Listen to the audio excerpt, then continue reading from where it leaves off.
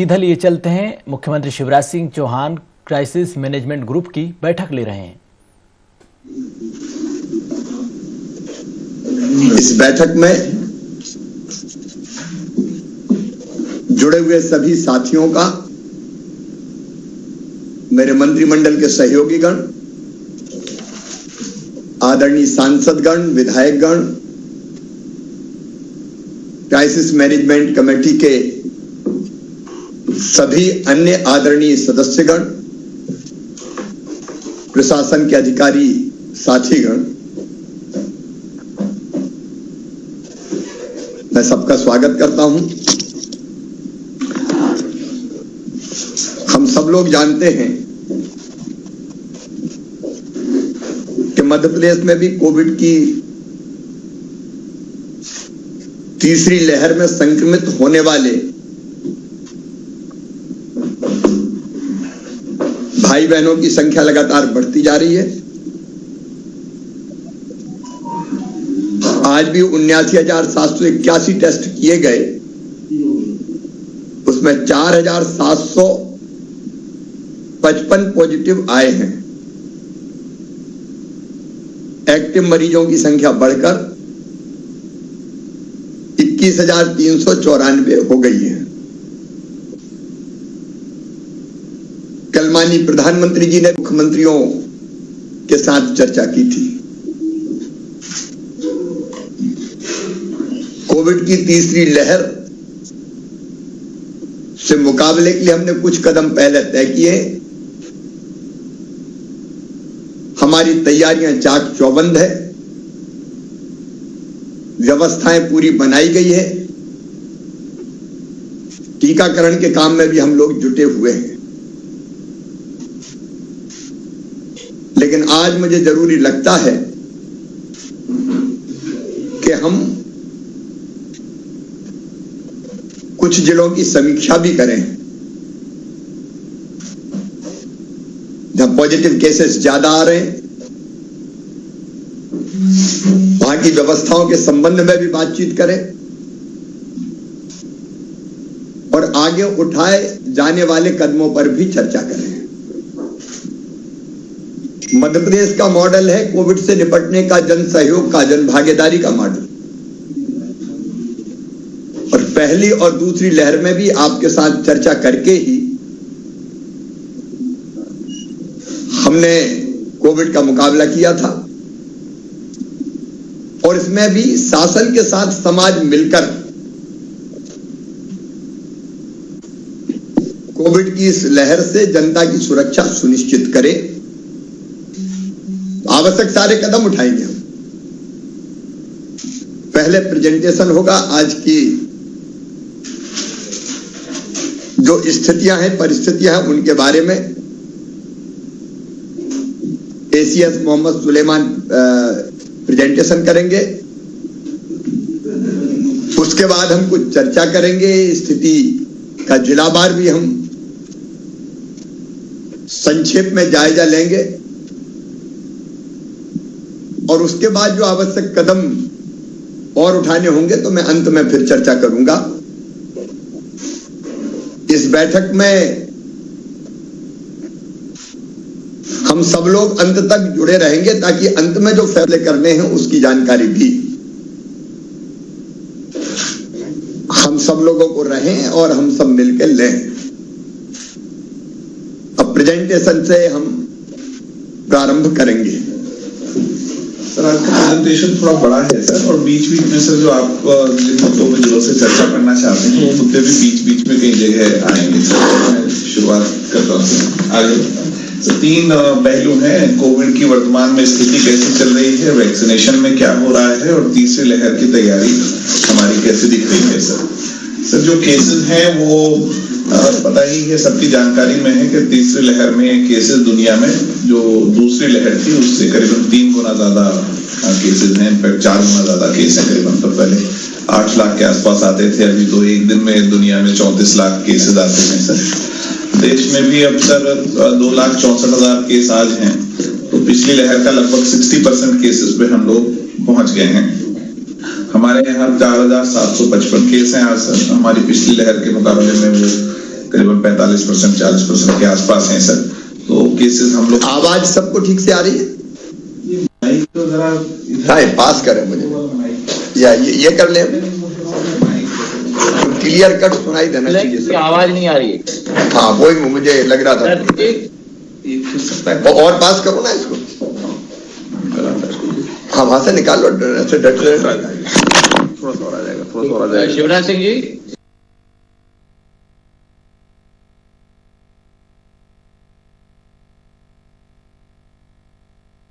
प्रदेश में बढ़ते कोरोना संक्रमण के बीच क्राइसिस मैनेजमेंट ग्रुप की बैठक ले रहे हैं।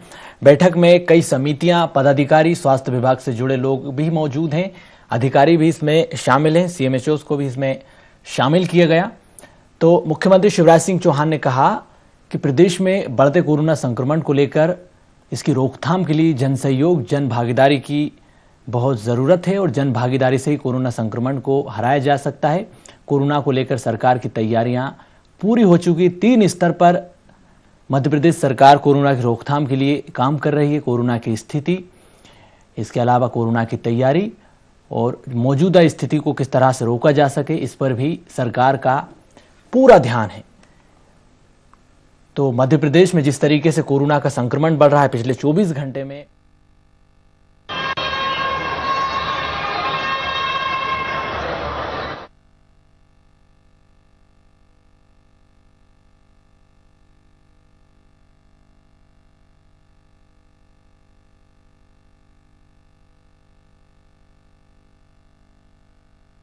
समीक्षा करके देखें तो पिछले सप्ताह एवरेज हमारे डेली केस 5,336 होते थे और अभी इस सप्ताह डेली केस हमारे 3,074 हैं। मतलब एक सप्ताह में डेली केसेस में भी 6 गुना की वृद्धि हमारी हुई है।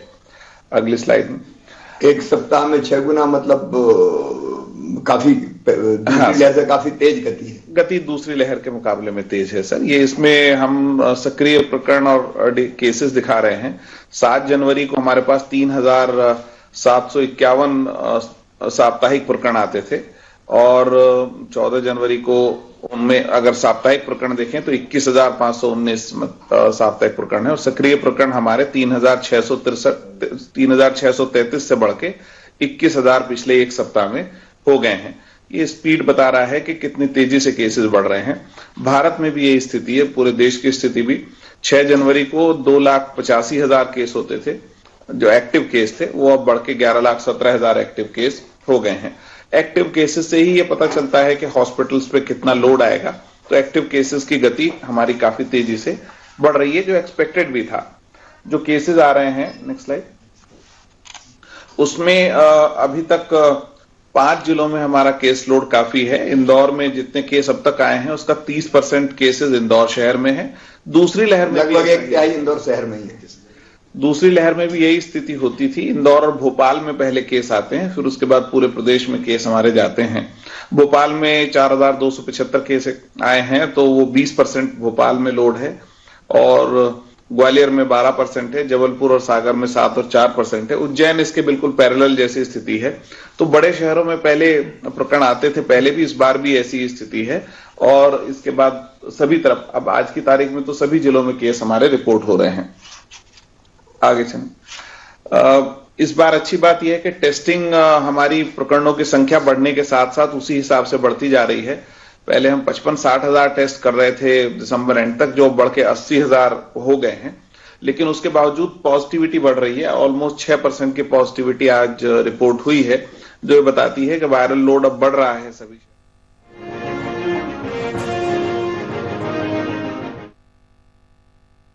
% से भी ज्यादा है, जो ये बात को दिखाता है कि कम्युनिटी स्प्रेड की स्थिति उन जिलों में होने लगी है। Next slide. अच्छी बात यह है कि इस लहर में अब तक का ट्रेंड, और मैं इसको रिपीट करना चाहूंगा, अब तक का ट्रेंड, चूंकि आगे क्या होगा ये कहना मुश्किल है, लेकिन अब तक का ट्रेंड यह है कि 96.7% केसेस होम आइसोलेशन में ही हैं और केवल 3.3% पेशेंट जो है उनको अस्पतालों की जरूरत पड़ रही है, और जिसमें भी आईसीयू में तो खाली 0.2% प्रकरणों को जाना पड़ रहा है। जैसे आज की तारीख में जो मरीज हैं उसमें खाली 40 मरीज ऐसे हैं जो एचडी और आईसीयू में हैं, बाकी सब या तो सामान्य बिस्तरों में आइसोलेशन में हैं या ऑक्सीजन युक्त बिस्तरों में, जरूरी नहीं उनको ऑक्सीजन लग रहा हो। अब तक ट्रेंड यह है कि केसेस ज्यादा सीरियस नहीं हो रहे हैं, लेकिन ये अब तक का ट्रेंड है। और मैं इस बात को रिपीट करना चाहूंगा, कल भारत सरकार ने इस बात को बार बार कहा कि इसमें कभी भी परिवर्तन हो सकता है, तो हमको इसके लिए अलर्ट रहने की जरूरत होगी। इसमें देखिए, इस प्रेजेंटेशन में एक चीज तो स्पष्ट है कि कुछ लोग आईसीयू में जा रहे हैं। कारण कुछ भी हो सकता है, कोमार्बिड हो, बाकी हो। ये बात सच है कि 3.3% ही अस्पतालों में भर्ती है, इसलिए अस्पतालों में जगह है। 432 लोग हमारे सामान्य बिस्तर पे हैं और ऑक्सीजन युक्त बिस्तर पे 236 लोग हैं। आईसीयू और एचडीयू पे 40 लोग हैं, लेकिन फिर भी लोग हैं। इसका मतलब ये संख्या सक्रिय प्रकरणों की बढ़ेगी तो आईसीयू में भी कुछ लोग जाएंगे और ऑक्सीजन में भी कुछ लोग जाएंगे। तो हमको सचेत और सावधान रहना चाहिए, एकदम निश्चिंतता का भाव ना रखें। कम हो रहा है लेकिन फिर भी कुछ आईसीयू में जा रहे हैं, फिर भी कुछ को ऑक्सीजन लग रही। तो ये चिंता इसलिए हमको रखनी है कि हम सजग रहें और इन व्यवस्थाओं को बेहतर बना के रखें। आगे एक और आगे जैसा मैंने बताया कि करीबन 96% लोग होम आइसोलेशन में हैं। तो जिलों से हमारी सबसे पहली अपेक्षा यह है, जो माननीय मुख्यमंत्री जी ने कलेक्टर्स की बैठक में भी इस बात को स्पष्ट किया था, कि होम आइसोलेशन की मॉनिटरिंग की व्यवस्था बहुत अच्छी होना चाहिए और उनको कुछ सुविधाएं दी जानी है। पहली बात यह है कि district command and control centre से होम आइसोलेशन में जो लोग रखे हैं उनको दिन में फोन किया जाए, पूछा जाए कि उनको कोई दिक्कत तो नहीं है। उनको अगर कोई परेशानी है तो टेली कंसल्टेशन मेडिकल दृष्टिकोण से किया जाए, वो डॉक्टर से बात कर सके district command and control centre में फोन करके। होम आइसोलेशन में जो उनको सावधानी रखनी है उसका हमने एक मिनट जरा हम लोग बीच में थोड़ी थोड़ी चर्चा करते जाते हैं सर। जिनमें ज्यादा केस है, इंदौर बताए पहले, होम आइसोलेशन में कोविड कमांड और कंट्रोल सेंटर से रोज फोन जा रहे हैं, फीडबैक लिया जा रहा है सर? डेली जा रहे हैं सर। हमारे यहाँ लगभग 7 दिन पहले शुरू हो गया था sir Covid command centre sir. इसमें टेली मेडिसिन की व्यवस्था भी है सर। कॉल्स भी जा रहे हैं, दिन में 2 बार जा रहे हैं सर। अभी लगभग 6600 एक्टिव पेशेंट्स हैं सर। उसमें से 101 ही लोग हैं जो अस्पताल में हैं, या 95 करीब कोविड केयर सेंटर हैं। बाकी सबको कॉल जा रहे हैं और किट भी हम लोग का डिस्ट्रीब्यूशन हो रहा है सर। होम आइसोलेशन में जितने पेशेंट्स को कर रहे हैं सर, आरआरटीज हम लोगों ने बढ़ा दी हैं सर, और उनको हम लोग जो दवाई की किट घर पे जाके देते हैं सर, वो भी हम लोग भिजवा रहे हैं सर। अच्छा, जरूरत पड़े तो एम्बुलेंस की व्यवस्था है वहाँ सर? अभी एक एम्बुलेंस रखी है सर हमारे यहाँ। हम लोग ने एम्बुलेंस भी 7-8 दिन पहले मोबिलाइज कर ली थी सर। जितने लोगों को हम लोग कोविड केयर सेंटर शिफ्ट कर रहे हैं वो एम्बुलेंसेज से ही कर रहे हैं, और इसमें अभी एक रखी है सर। जरूरत पड़ेगी तो सर हम लोग बढ़ा देंगे। पिछली बार हम लोग 4 तक बढ़ाए थे सर, और अभी तो 1 से सफिशिएंट है सर। अभी जरूरत नहीं पड़ रही बिल्कुल वहां पर सर। भोपाल में नमस्कार सर, अविनाश बोल रहा हूँ सर। सर अभी हमारे 3967 एक्टिव केसेस में से 3852 होम आइसोलेशन में हैं। प्रतिदिन इन सभी लोगों से विन के माध्यम से कमांड सेंटर से लगातार बात हो रही है सर। कमांड सेंटर से ही हम लोग इनसे सबसे पहला सवाल ये भी पूछता, आपको होम आइसोलेशन की किट प्राप्त हो गई है? सभी केसेस होम आइसोलेशन की किट्स भी इन लोगों को डिस्ट्रीब्यूट हो गई है सर। अच्छा, मैं किट के बारे में पूछना चाहता हूँ अविनाश। मतलब अभी पूछ रहा हूं मैं भोपाल से, इसका मतलब सबको को सावधानी रखना है। तो मैं ये पूछ रहा हूं कि जैसे ही आपको ये पता चलता है कि कोई पॉजिटिव आया तो इनको कितनी देर में पता चल जाता है? सर टेस्ट रिपोर्ट आती है हर दिन रात तक सबकी कंपाइल हो जाती है। सुबह इनके कंट्रोल सेंटर में लिस्ट आ जाती है कि कितने पॉजिटिव। सुबह इनको लिस्ट आ जाती है, जिले के पास सुबह सभी हमारे 52 डिस्ट्रिक्ट्स को सर लिस्ट पहुंच जाती है। जी सर। तो लिस्ट पहुंचने की कितनी देर बाद आप दवाई का किट भेजते हैं? सर जैसे कि आज व्यक्ति ने टेस्टिंग कराया तो आइसोलेशन की मेडिसिन किट्स रखी हुई हैं, और जो हमारी डॉक्टर्स की टीम है उनके पास भी हम लोगों ने होम आइसोलेशन की किट्स रखी हुई हैं।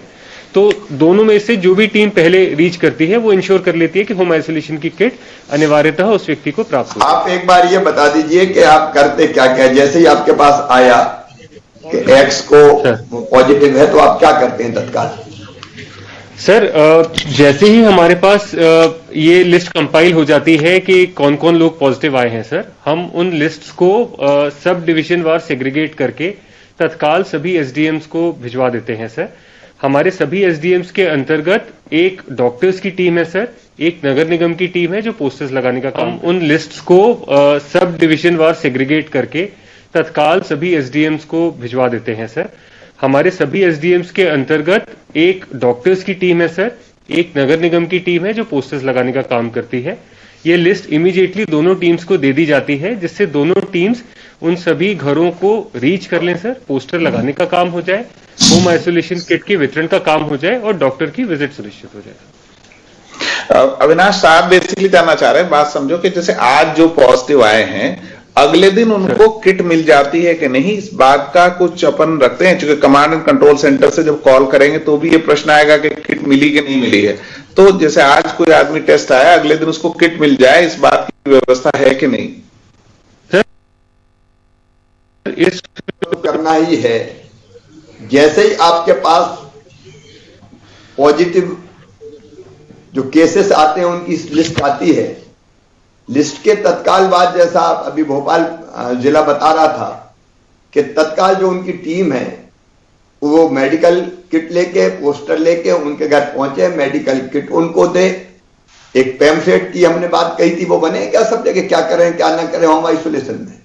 ये वही पैम्फलेट जो सामने दिख रहा है, इसी के बारे में साहब पूछ रहे हैं। सर ये पैम्फलेट भी होम आइसोलेशन किट का हिस्सा है सर, उसके साथ ही लोगों को प्राप्त होता है। ठीक है। और फोन लगातार आपका हो रहा है? सर प्रतिदिन फोन हो रहा है सर, सभी पेशेंट्स को हम लोग प्रतिदिन टच करते हैं सर। ठीक है। ग्वालियर ब्रीफली बता दे, ग्वालियर होम आइसोलेशन के बारे में, और उसके बाद जबलपुर बता दे। सर नमस्कार सर। सर हमारे यहाँ सर जो व्यवस्था है सर, हम दो प्रकार से मॉनिटरिंग करते हैं सर।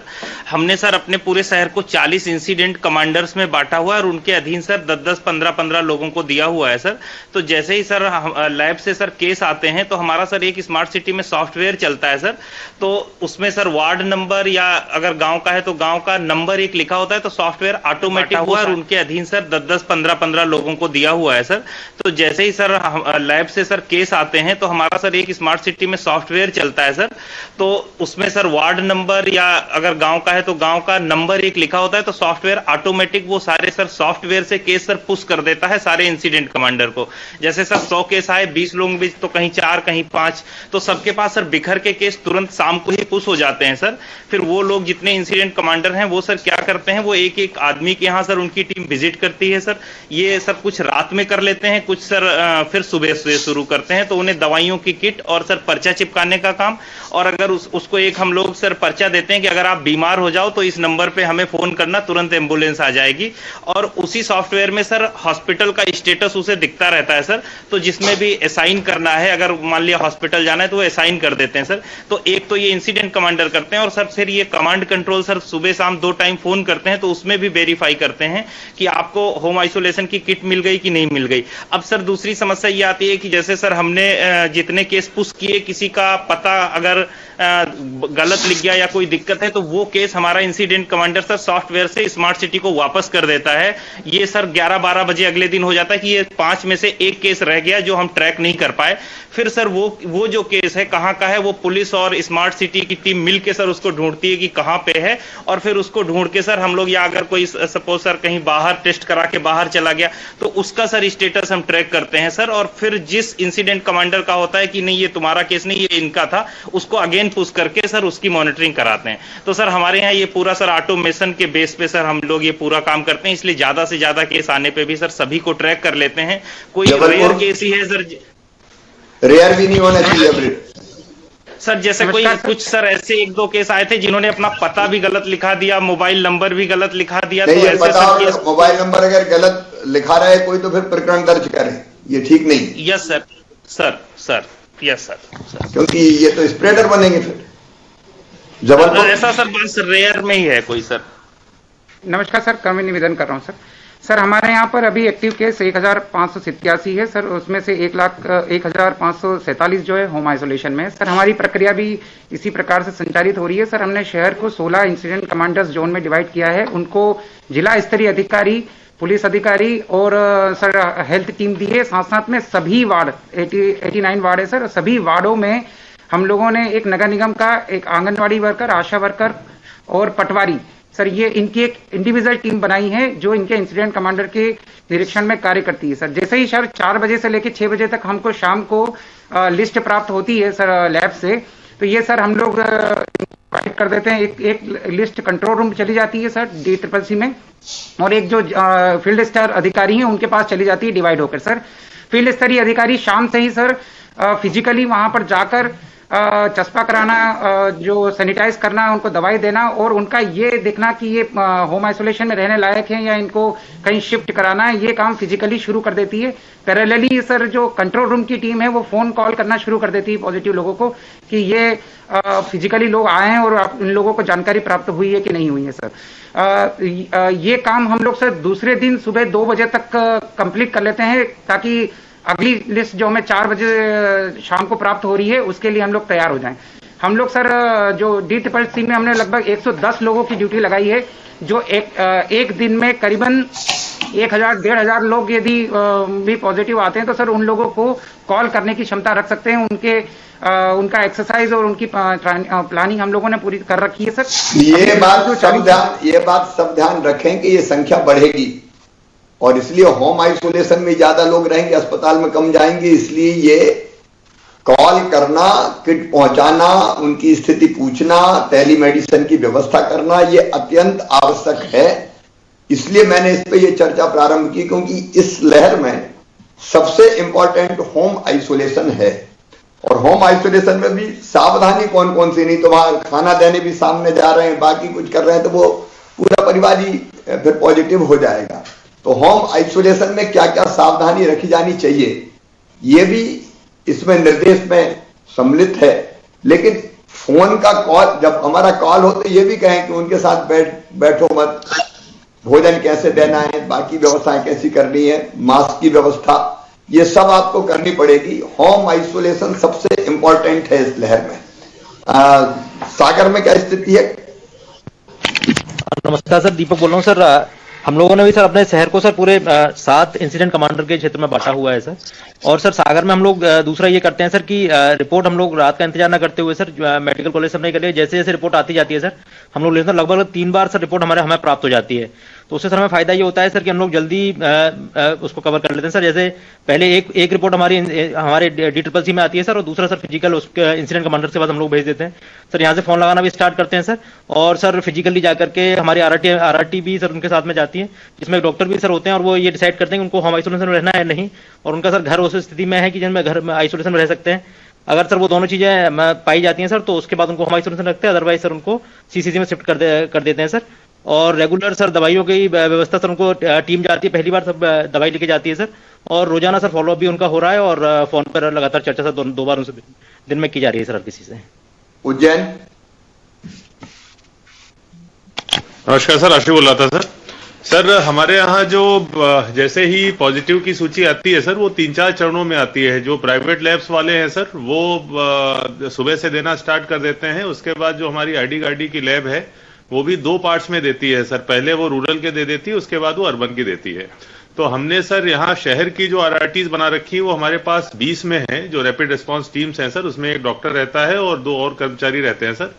तो जैसे ही हमको सूची प्राप्त होती है उनके बीच में उस सूची का बंटवारा हो जाता है। वो तत्काल घर पे पहुंचते हैं। जैसा आपने बताया सर, वो पोस्टर लगाने का काम, उनको देखने का काम कि उनका घर होम आइसोलेशन के लायक है या नहीं है, उसकी स्थिति कैसी है मरीज की, और उसी के अनुरूप उसको दवाई दे दी जाती है, वरना उसको हॉस्पिटलाइज कराया जाता है सर। इसके अलावा जो कॉन्टेक्ट ट्रेसिंग का काम है वो भी साथ ही साथ वो लोग कर लेते हैं सर। हमने RRTs की संख्या इतनी रखी हुई है कि अगर किसी को 4-5 से ज्यादा एक दिन में अटेंड नहीं करना पड़ता है सर। उसके बाद में सर उसकी हम लोग जो पॉजिटिव लिस्ट बनाते हैं, अगले दिन हम सभी घरों पर बैरिकेडिंग भी अभी लगाने का काम कर रहे हैं। एक ही बैरिकेडिंग लगाते हैं, एक ही घर हम लोग वो करते हैं सर, जिससे कि एक सिंबॉलिक तरीके से ये रहे कि यहाँ पर कोई पॉजिटिव व्यक्ति है, तो अदरवाइज लोग अपने स्टाफ को, दूसरे लोगों को घर में एंट्री वगैरह अलाउ करते रहते हैं सर, तो उस पर थोड़ी लगाम लगती है। कभी कभी होता है सर कि फोन नंबर किसी का बंद आता है या किसी का कुछ होता है, तो हम लोग पुलिस की मदद से उसको भी ढूंढने का काम करते हैं। और एक भी व्यक्ति ऐसा नहीं होता है सर जो ना मिले, हम लोग लास्ट तक उसको ढूंढ के और या तो होम आइसोलेशन या फिर हॉस्पिटलाइजेशन का काम करते हैं सर। ठीक है, अब इसी पद्धति से जो बाकी जिले जहां ज्यादा प्रकरण हैं पॉजिटिव, उनसे चर्चा मैंने आप सबके सामने की, वो केवल उनके लिए नहीं की, बाकी भी जिलों में जहां कम अभी पॉजिटिव केसेस हैं उनको भी वो कर ही रहे होंगे। अभी मैं बीच में और जब हम चर्चा करेंगे तब बात आ जाएगी, लेकिन इसी विधि से, इसी तरीके से हमको होम आइसोलेशन में जो पेशेंट्स हैं उनकी चिंता करनी है। जैसे मैंने पहले ही कहा कि होम आइसोलेशन बहुत इंपॉर्टेंट है, ज्यादा लोग उसी में रहेंगे। अब प्रेजेंटेशन पे आगे बढ़ते हैं, फिर चर्चा करेंगे। आदरणीय केंद्रीय मंत्रीगण भी हमारे साथ जुड़े, सिंधिया जी अभी मुझे दिखाई दे रहे हैं। हमने सभी आदरणीय केंद्रीय मंत्रीगण जो मध्य प्रदेश से थे उनसे भी निवेदन किया था कि वो जरूर जुड़े ताकि स्थिति उनके सामने आ सके। सर, इसमें होम आइसोलेशन की मॉनिटरिंग के लिए सर आपने यहाँ एक सेंट्रलाइज टीम भी लगाई हुई है, अशोक बंडवाल जी उससे क्रॉस चेक भी करते हैं कि जो हमने व्यवस्था की उसका पालन हो रहा है कि नहीं। तो कल जो उन्होंने चेक किया होगा सर, उसमें 89% लोगों को कम से कम एक बार कॉल हुई, 3.8% को कॉल करने पे बात नहीं हुई। गलत फोन नंबर वाले भी कुछ लोग मिले कि उनको कॉल नहीं लगा, कुछ और कारण भी हैं। हम लोग कोशिश कर रहे हैं कि 89% भी और ऊपर बढ़े और कम से हर आदमी को ये कोशिश हर जिलों में यही होनी चाहिए। 89% क्यों, 100% से बात होनी चाहिए। कोई इक्का दुक्का रह जाए अलग बात है। सर नेक्स्ट अगला मुद्दा ये भी सर आपने कहा हुआ है कि उन पे ये ट्रैक भी करें कि उसमें से जो होम आइसोलेशन में है उसमें कितने लोगों को अस्पताल में भर्ती करने की जरूरत पड़ रही है। तो अब तक जनवरी इसका हम ये मॉनिटरिंग कर रहे हैं सर। कुल 25 लोगों को होम आइसोलेशन से हमको शिफ्ट करना पड़ा अस्पतालों में, जिसमें 7 ग्वालियर, 3 रतलाम, 3 सागर, 2 जबलपुर, 2 भोपाल के हैं। आपने निर्देश यही है कि हर जगह एक डीसीसी में एम्बुलेंस रहे, जरूरत पड़ने पर हम उनको शिफ्ट करें। नेक्स्ट जो अगला हमारा तैयारी का पहलू है, जो लोग होम आइसोलेशन में नहीं है और सिम्टोमेटिक हैं और उनके घर में अगर जगह नहीं है तो उनको कोविड केयर सेंटर में रखने के लिए निर्देश दिए गए हैं सर, जिसमें यह है कि जिले में कम से कम एक जिला मुख्यालय पे तो कोविड केयर सेंटर चालू किया ही जाए, लेकिन साथ में जरूरत पड़ने पे विकास खंड स्तर पे छोटे कोविड केयर सेंटर भी चालू कर लिए जाए। और कोविड केयर सेंटर चलाने में अशासकीय संस्थाओं का सहयोग यथासंभव लिया जाए। जिन लोग असिम्टोमेटिक हों, घर में आइसोलेशन की व्यवस्था ना हो, उन्हें यहाँ शिफ्ट करें और कोविड केयर सेंटर में डॉक्टर, सपोर्ट स्टाफ, दवाई, एम्बुलेंस, साफ सफाई, इसकी पूरी व्यवस्था किया जाए। सर वैसे सभी जिलों ने इसकी व्यवस्था करके रखी है, अगर आप किसी से पूछना चाहें तो। जैसे इंदौर में मुझे पता है बहुत अच्छी इसकी व्यवस्था है। इंदौर बता दें एक बार, और एक रीवा वगैरह में क्या स्थिति उनसे जुड़ते हैं। जी सर, इसके बाद रीवा बता देंगे तो धीरे धीरे चर्चा में सब जिले सम्मिलित हो जाएगी। सर इंदौर में 2500 की कैपेसिटी हम लोगों ने क्रिएट की कोविड केयर सेंटर के लिए सर। इसमें से सर हम लोगों का 1100 पेमेंट बेसिस का, 800 पेमेंट बेसिस का है सर, 500 इंडेक्स का और 300 सेवा कुंज का 700 रुपये पर डे का। बाकी सभी निःशुल्क है सर। और एक जिला मुख्यालय पे तो सर हम लोगों का राधा स्वामी वाला चल रहा है सर। बाकी अलग अलग टाउन्स में हम लोगों ने खोले हैं सर। ब्लॉक लेवल, उसमें ब्लॉक लेवल पे है सर, महू है, देपालपुर है, बेटमा है, सावेर है। एक सर शिप्रा के पास में मांगलिया पे भी खोला है, तो वहाँ भी बहुत पॉपुलेशन है, वहाँ भी 100 की कैपेसिटी में खोला है सर। इस प्रकार से हमारे यहाँ ठीक चल रहा है सर। अभी आज की तारीख में लगभग 95 पेशेंट्स हैं सर कोविड केयर सेंटर में सर, और 101 हॉस्पिटल में है सर। सभी ठीक है सर, कहीं कोई इशू नहीं है सर। रीवा में व्यवस्था की क्या? रीवा नमस्कार सर, इलैयाराजा बोल रहा हूँ सर। सर यहाँ भी सर केसेस अभी कम है सर। टोटल हमारा sir total number of active cases है ना सर 170 है, 3 हॉस्पिटल में है सर। सो कोविड केयर सेंटर है ना सर, आयुर्वेद हॉस्पिटल में ऑलरेडी हम लोगों ने 50 बेड्स का ऑलरेडी खुला हुआ है सर। जेपी के साथ भी लास्ट ईयर सर हम लोगों ने एक बड़ा कोविड केयर सेंटर है ना खुला था, 350 बेड्स कर लिया आपने, तो ब्रीफली ही बताएं। शहडोल ने किए? शहडोल सर हमारे यहाँ 273 पॉजिटिव केस है और सभी सर होम आइसोलेशन में है। और सबसे बात भी की जा रही है, उनके बाहर जो है पोस्टर भी लगाया है और अभी कोई ऐसी समस्या सर आई नहीं है। सभी ट्रेवल हिस्ट्री के हैं सर। नहीं, आपने कोविड केयर सेंटर बनाया है क्या? हाँ सर, सीसीसी बनाया है सर। कोविड केयर सेंटर हमारा चालू है, पर उसमें अभी एक भी भर्ती नहीं है सर। ठीक है, मुरैना में? सर नमस्कार सर, कार्तिक निवेदन कर रहा हूं सर। हमारे पास सर नई बिल्डिंग एक हमारी हॉस्पिटल की बनी हुई है सर, साथ ही साथ प्रत्येक ब्लॉक में हम लोगों ने एक ट्रिपल सी खोला हुआ है सर। ऐसे कुल मिला के हमारे पास 350 बेड का सर आइसोलेशन की व्यवस्था है सर। ऑक्सीजन बेड की सर हमारे पास करीबन 400 बेड की व्यवस्था है सर। वर्तमान में हमारे पास कोई भी पेशेंट ना आइसोलेशन में है सर, ना कोई ट्रिपल सी में भर्ती है सर। तो कोई दिक्कत नहीं है सर। नमस्कार सर, नीरज बोल रहा हूँ सर। सर हमारे यहाँ कुल 131 एक्टिव केसेस हैं सर, और इस वक्त सर सीसीसीज में सर हमारे पास 344 की कैपेसिटी है सर। अभी 4 लोग सर हॉस्पिटल में एडमिटेड हैं, लेकिन उनमें से किसी को भी कोई सीरियस इशू नहीं है सर। बाकी सर होम आइसोलेशन में है, और लगातार sir Covid command control centre से कॉल करके सर उनका हेल्थ चेकअप किया जा रहा है सर। ठीक है, आगे बढ़े। पीपीटी लगा सर। जो इसके बाद सर जिलेवार जो पॉजिटिव केसेस आ रहे हैं उसकी हमने जानकारी और पॉजिटिविटी रेट को इसमें दिखाया है सर। सर इंदौर में अब बढ़ते हुए लगभग 1300 केस पे पहुंच गया, 1291, कल से 187 केस ज्यादा हैं सर। इंदौर की आज की पॉजिटिविटी 12.33% है सर, और जो वीकली पॉजिटिविटी भी बढ़ के 9.25% हो गई। वैसे सर इनकी सेकेंड पीक की पॉजिटिविटी 24 या 25% तक पहुंची थी। और इंदौर ये एक अंदाज लगाया कि हम कहां तक पहुंचेंगे, पीक पे जाएंगे तो? सर एक हम लोगों ने पूरी वर्किंग की है सर। हम लोगों का जो कैलकुलेशन आया है सर, सीयर मॉडल से हम लोगों ने कैलकुलेशन किया था, तो उसमें अगर 20% भी हम लोग रेस्ट्रिक्शंस पे चलते हैं सर, जैसे अभी की जो रेस्ट्रिक्शंस उसको मान लें कि 5 से 7% है, थोड़े बहुत रेस्ट्रिक्शंस और भी लगाते हैं, तो हमारा फर्स्ट वीक ऑफ फरवरी में 7500 तक जाने का अंदाजा है sir. First week of February का है सर। उसमें जो पैरामीटर्स हम लोगों ने कैलकुलेशन में लिए हैं, जो पिछले 7 दिन के हमारे इंदौर के पैरामीटर्स थे, जैसे सर 2% हॉस्पिटलाइजेशन हमारा हो रहा है सर। अभी पिछले 7 दिन का जो एवरेज है, शुरू में ज्यादा हो रहा था, कम हो गया है सर हॉस्पिटलाइजेशन। 2% हॉस्पिटलाइजेशन लिया है। 3.5 दिन का हम लोगों ने स्टे लिया है सर, कि जो 3.5 दिन एक हॉस्पिटल में स्टे कर रहे हैं। और 60% पॉपुलेशन हमने ये मानी है कि जो हमारी शहर की 42 लाख आबादी है करीबन इंदौर शहर की सर, उसका 60% पॉपुलेशन इस इन्फेक्शन के लिए प्रॉन है सर। उस प्रकार से जो कैलकुलेशन मॉडल, इसमें और भी बहुत सारे हम लोगों ने पैरामीटर्स लिए हैं जो पिछले 7 दिन के एक्चुअल ट्रेंड के आधार पर लिए हैं। तो 7500 का फिगर जा रहा है sir first week of February में। 1 फरवरी से लेकर के और 13 फरवरी के बीच में सर हमारी संख्या ज्यादा रहेगी सर, पॉजिटिव केसेस की भी, एक्टिव केसेस की भी, और हॉस्पिटलाइजेशन की भी सर। और मैक्सिमम जो है लिमिट हमारी उस कैलकुलेशन से 7500 गई है सर। रेस्ट्रिक्शंस नहीं लगाते हैं सर, तो ये फिगर 9500 करीब जा रहा है सर। तो 9500 हमारी 10,000 की कैपेसिटी है सर, पर हमारे यहाँ 50% इंदौर के पेशेंट रहते हैं, 50% बाहर के पेशेंट रहते हैं। इसलिए हमारे यहाँ आप लोग 6-7 हज़ार तक ही इंदौर पेशेंट में डाल सकते हैं सर। बाकी बाहर के पेशेंट्स भी आते हैं सर फिर यहाँ। इस प्रकार का आकलन है सर, पर फर्स्ट वीक ऑफ फरवरी हम लोग कैलकुलेशन के साथ जा सकता है सर। सर मनीष, तुम्हारा सेकेंड पीक कितने केसेस का था? सर सेकेंड पीक हमारे 2200 तक गए थे सर। हाँ सर, जो मैंने आपको सुबह बताया था वो पिक्चर आएगी अल्टीमेटली सर, और 3rd वीक 4th वीक अब जनवरी के आसपास सर। सर भोपाल में 145 आज बढ़े हैं सर। भोपाल 1000 क्रॉस कर गया, और भोपाल की पॉजिटिविटी भी सर 13.94 पे पहुंच गई। इंदौर से ज्यादा भोपाल की लगभग बराबर है सर। इनकी पिछली बार भी 25% के आसपास पॉजिटिविटी आई थी, तो थोड़ा पॉजिटिविटी बढ़ेगी सर। और टेस्ट अच्छा है, 7000 के आसपास टेस्ट हो रहे हैं। इंदौर भी टेस्ट ठीक कर रहा है? हाँ सर, इंदौर 10,000 के आसपास टेस्ट है। इंदौर में प्राइवेट टेस्टिंग बहुत ज्यादा है सर।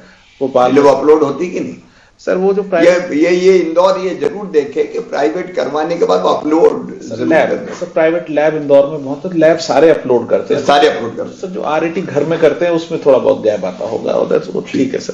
सर उसके लिए अधिकारी लगा रखे हैं इंदौर में सर। जो प्राइवेट लैब्स भी हैं सर, कई बार अपलोडिंग में S3 पोर्टल पे लोग डिले करते हैं, 24 घंटे से ज्यादा डिले हो रहा था सर। हम लोगों ने 6 लैब सर, हमारे यहाँ लगभग 30 लैब्स हैं सर। 6 लैब पे एक अधिकारी बैठा दिया है सर। डेली शाम को जब हम लोग बुलेटिन तैयार करते हैं सर, 6 बजे 6:30 बजे तक ये लोग पूरे एक्सेल शीट में बुलाते हैं, अपडेट डाटा करेंगे। थोड़ा ब्रीफली करेंगे मनीष, आप रुक जाओ। भोपाल का सर, जैसे मैंने कहा सर, भोपाल की 14% की पॉजिटिविटी है, और ट्रेंड अभी अपवर्ड है सर। भोपाल, ऐसा मेरा अंदाजा है सर, हफ्ता 10 दिन और अपवर्ड ही रहेगा हमारे हिसाब से। भोपाल में कुछ इकट्ठा फिर सर जिलों को देख लेंगे सर। जी सर, और जो बाकी जगह केसेस ग्वालियर में 570 केस हैं सर। ग्वालियर में कल भी नहीं थे, तो ग्वालियर में कोई इनकी इजाजत नहीं दिख रही है सर। लेकिन वो एक आध दिन रुक के भी बढ़ जाते हैं। जी सर। जबलपुर में बढ़े हैं सर आज 350। जबलपुर के सर 72 बढ़े हैं सर, और सागर में 130 आज बढ़े हैं। सागर में आज 263 केस हैं। सागर की पॉजिटिविटी में जंप आया है सर 10.88%। वो मेडिकल कॉलेज की लैब की पॉजिटिविटी आज अच्छी तेजी से बढ़ी है सर। और उज्जैन में 79 इंक्रीज हुई है, 186 पे पहुंचे हैं। इनकी भी 9% की पॉजिटिविटी आने लगी है सर। विदिशा में भी आज सब्सटेंशियल जंप है सर, 95 केसेस हैं, 56 बढ़े हैं। और शहडोल में सर कल अचानक केसेस आए थे, इसलिए आज उसमें इंक्रीज नहीं, कल भी लगभग 70 के आसपास ही थे सर। खरगोन में आज इंक्रीज है 43 केस की, 68 रिपोर्ट हो रहे हैं सर। खरगोन की वैसे पॉजिटिविटी अभी ज्यादा नहीं है सर। रतलाम में पॉजिटिविटी आनी शुरू हुई है सर। रीवा में भी जी सर 5.46% है सर। और रीवा में सर 31 केस आज बढ़े हैं। रीवा की आज गवर्नमेंट लैब की पॉजिटिविटी भी 5% के आसपास है। रीवा इलैयाराजा, कुछ रीवा के बारे में कोई बात तो नहीं शेयर करने की? Sir no sir. जी सर। लेकिन आएंगे केस ये मान लो आज मतलब पहली बार रीवा में केसेस में जंप है सर।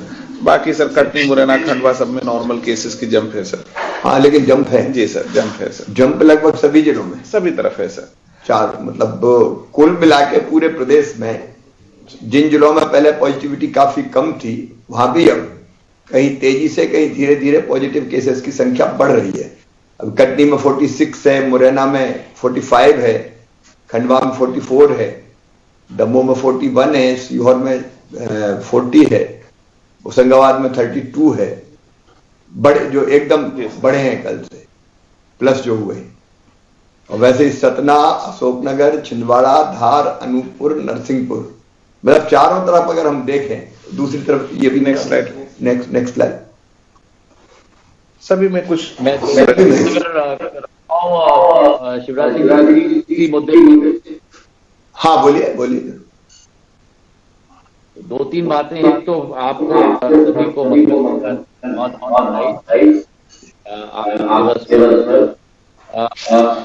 आपको मैं धन्यवाद अर्पित करना चाहता हूँ। हेलो, हाँ आवाज आ रही है आपकी? आपको मैं मकर संक्रांति की बधाई, आपको और सभी आपको भी और पूरी सभी मित्रों को बहुत बहुत बधाई जी। और आपको मैं धन्यवाद भी अर्पित करना चाहता हूं कि इतना अच्छा हम लोगों ने एक कार्य आयोजित किया है समीक्षा बैठक की। 2-3 मुद्दे आपके समक्ष में रखना चाहता हूं जो अभी तक मैं देख पाया हूं इसी विषय पर, पॉजिटिविटी और टेस्टिंग। हमने जो भर में देखा है कि पॉजिटिविटी जो है इस बार अगर हम देखें डेल्टा और ओमिक्रॉन को अगर हम कंपेयर करें तो अगर डेल्टा का जो बेल कर्व है उसका जो वो थोड़ा फ्लैट था और लंबा था, बहुत लंबा चलता था, पर उसकी जो ऊंचाई थी वो काफी कम रेट ऑफ इन्फेक्शन की और रेट ऑफ स्प्रेड की। इस केस में ओमिक्रॉन में अवधि बहुत कम थी, लेकिन इसका जो पीक होगा जो हम कहते हैं फिजिक्स में एम्पलीट्यूड, वेवलेंथ का एम्पलीट्यूड का हाइट बहुत ऊंचा होगा, मतलब इन्फेक्टिविटी और पॉजिटिविटी बहुत हाई होगी। तो अभी जो हम लोग दर्शा रहे हैं कि मध्य प्रदेश में हम लोगों का 6% पॉजिटिविटी है, जैसे आपने भी देखा कि कई जिलों में 10 से 14% पॉजिटिविटी, ये आगे भी बहुत सारा बढ़ सकता है। जो कोरोना में मैट्रिक है इन्फेक्शन का और स्प्रेड का, उसको उसका नाम R0 एक ज्योमेट्रिक प्रोग्रेशन है कि अगर एक व्यक्ति संक्रमित होता है तो कितने जल्दी वो व्यक्ति उसको स्प्रेड करेगा। डेल्टा वेव में R0 ज्योमेट्रिक प्रोग्रेशन है, वो 1 to 1.6 तक था, मतलब हर एक व्यक्ति 1.6 व्यक्तियों को इन्फेक्ट कर सकता है और वो ज्योमेट्रिकली प्रोग्रेस करता है। ओमिक्रॉन में वही और R0 का की संख्या 6 से 7 है, तो ज्योमेट्रिकली इतना ज्यादा फैलने की क्षमता रखता है। भगवान के आशीर्वाद से यहाँ हम लोगों के ज्यादा लोग आईसीयू में नहीं है और वेंटिलेटर पे नहीं है। तो इस वेव में स्प्रेड ज्यादा है लेकिन विरुलेंस बहुत कम है। तो इस वातावरण में मेरे 2-3 सुझाव हैं। एक तो हम लोगों के टेस्ट किट्स में बढ़ोतरी हमें करनी चाहिए। अभी हम लोग वेव 2 में हम लोग 60,000 की टेस्टिंग कर रहे थे, आज हम लोग करीब 80,000 की टेस्टिंग कर रहे हैं।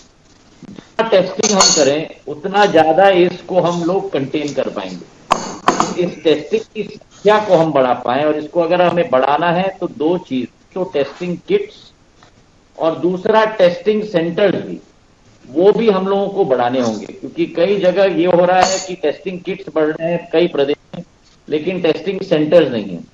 और यही हमारा अनुभव भी हुआ है जो अभी ग्रुप ऑफ मिनिस्टर्स की मीटिंग हमारी केंद्र में हुई थी। इसी के साथ दूसरा है जो आज हमारे कई जिलाधीशों ने भी इस पर चर्चा की है, टेस्ट रिजल्ट।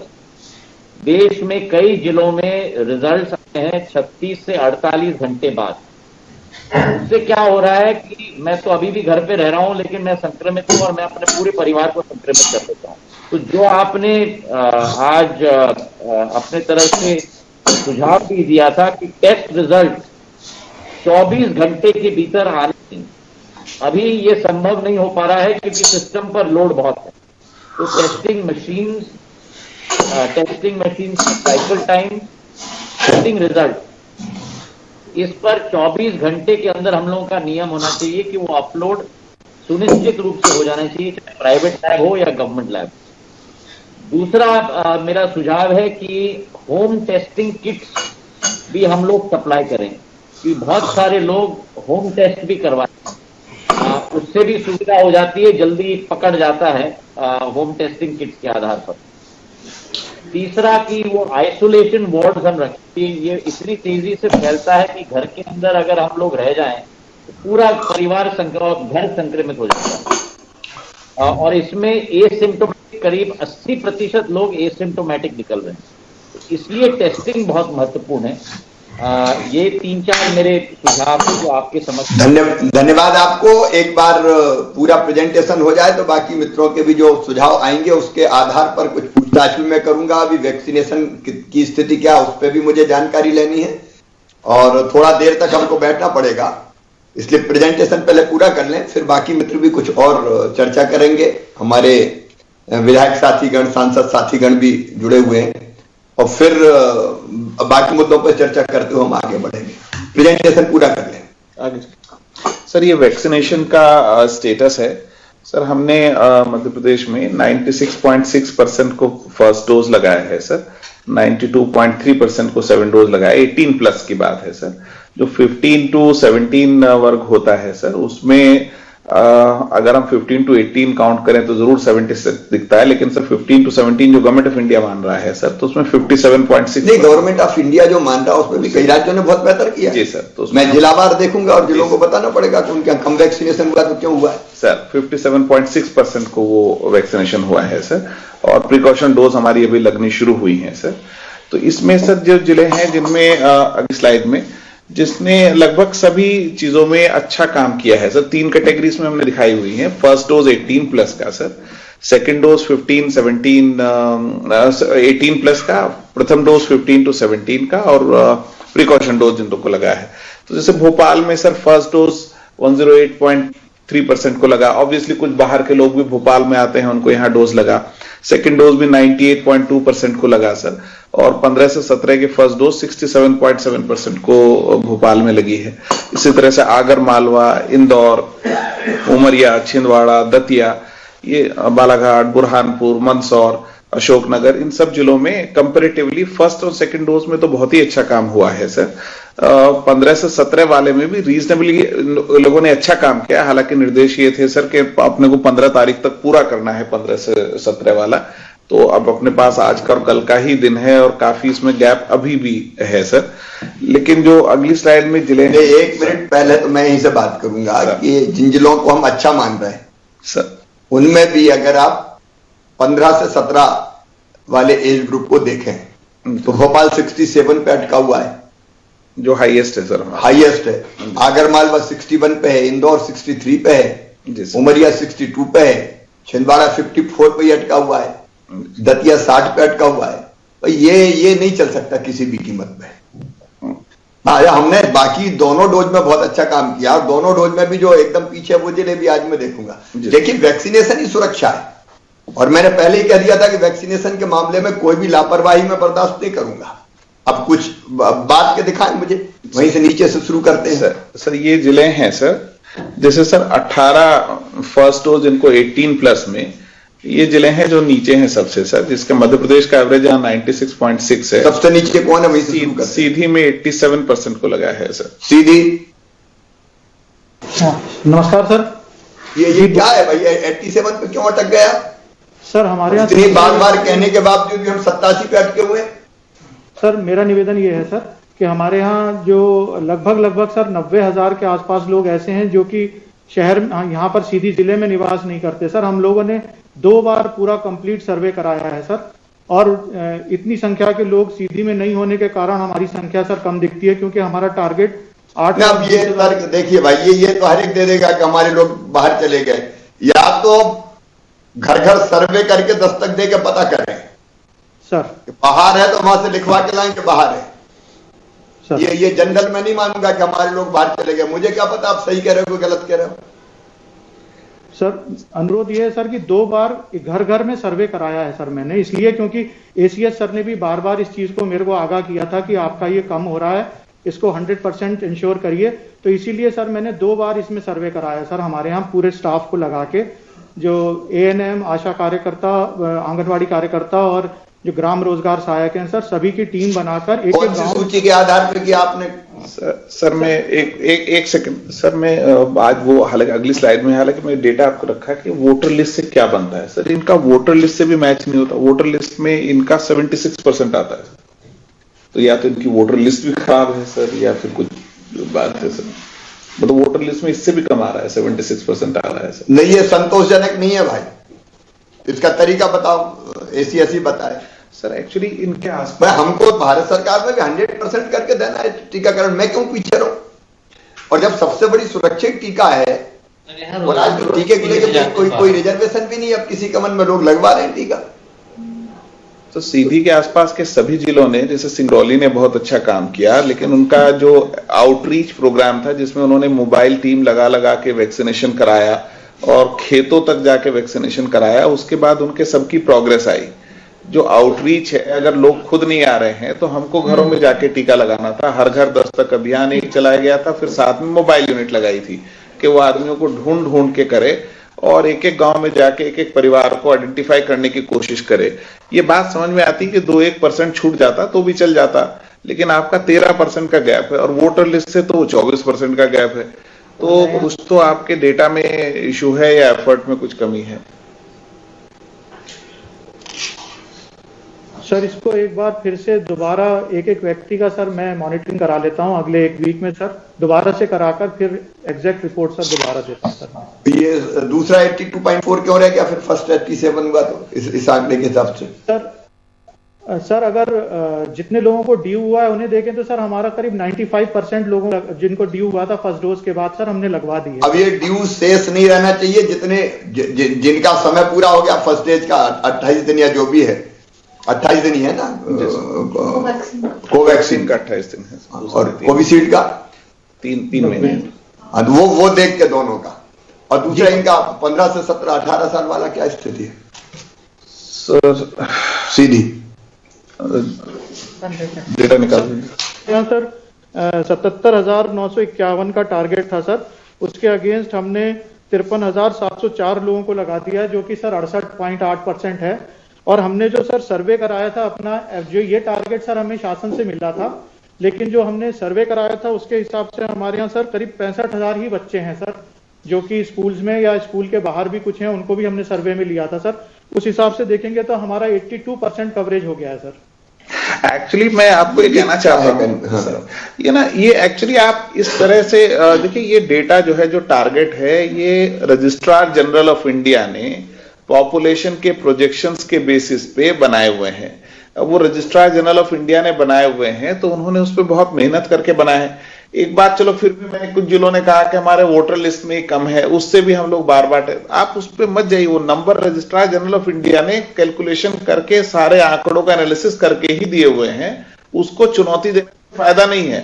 आप अपने एफर्ट बढ़ाओगे तो वहां तक पहुंच जाओगे। कई जिलों में मैंने देखा शुरू में कहते थे कि आंकड़े ज्यादा हैं, हमारे टारगेट ज्यादा हैं, फिर उससे ऊपर निकल जाते थे।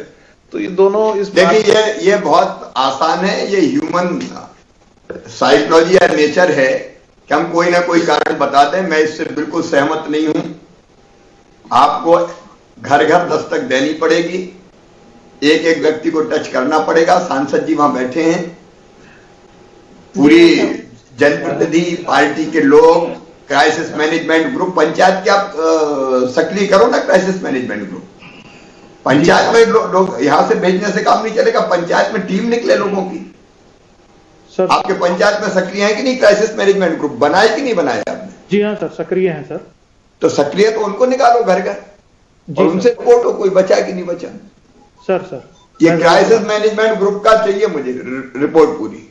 जी सर, सीधी के बाद कौन सा जिला है सर? भिंड का भी सर फर्स्ट। भिंड वाले भी यही कहते रहते हैं कि है ही नहीं कलेक्टर भिंड।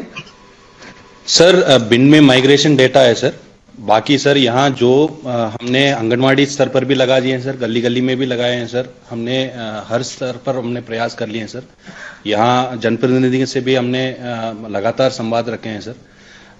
सर जितना हो गया था सर वो हमने पूरा कर लिया सर। कोई ऐसे वंचित नहीं है सर, कोई हमारा जो गांव में या हमारा जो इसमें सर। मैं कैसे मान लूं दोबारा सर? मैं क्यों मानूं? तो सतीश आपकी वोटर लिस्ट मेरा संतोष हो कि मैं मानूं और भारत सरकार माने, उसके लिए क्या करेंगे आप? सर इनका भी वोटर लिस्ट के हिसाब से 90% हुआ है सर। कुछ सर्विस वोटर्स भी है सर, मैंने रेज किया सर। अराउंड 13,000 सर्विस वोटर्स उनका फैमिलीज बाहर है सर। प्लस दूसरा भी है सर, बाहर आए तो मुझे वेरीफाइड चाहिए वो फैमिलीज। कितने लोग गुजरात में गए, इतने लोग और कहीं गए, दिल्ली में है, मुंबई में, वो चाहिए मुझे। Right sir. और ये 15 से 18 वाला कितना हुआ है?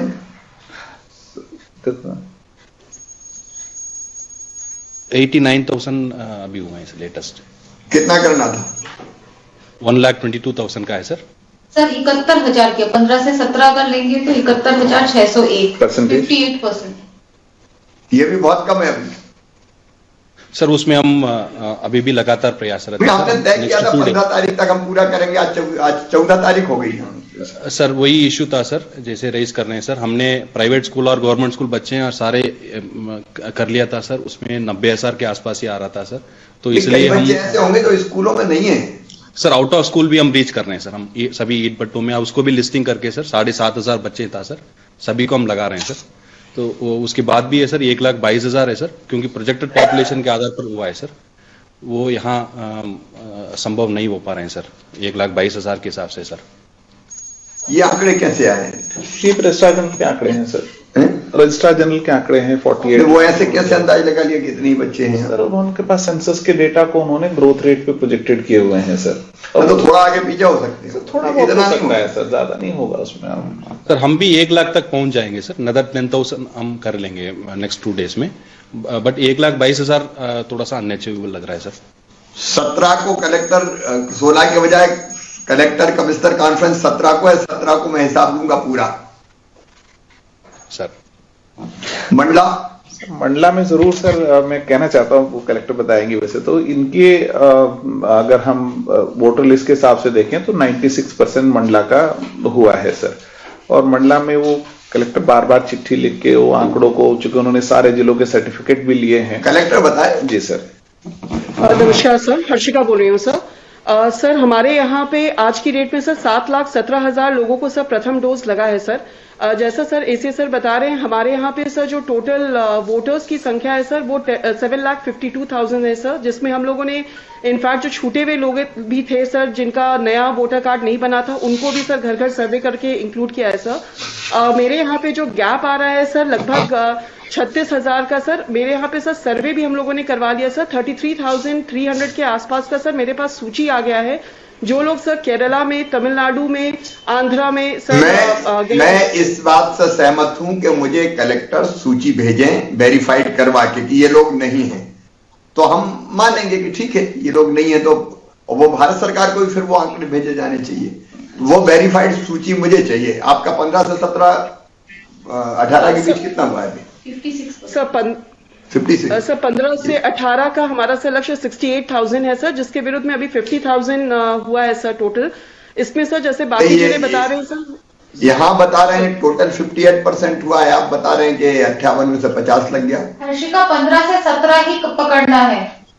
ये 15 से 18 का था, 17 क्यों पकड़ना? सर वो एक्चुअली क्या हो रहा था कि वो जो पोर्टल है सर, जब उन्होंने 1 तारीख से उसको कहा 15 से 17, तो उसमें 2004 भी एक्टिव हो गया। अदरवाइज पहले 2004 को वैक्सीनेशन नहीं हो सकता था, अब वो 2004 लेकिन हमारे हिसाब से 18 में काउंट होता है सर।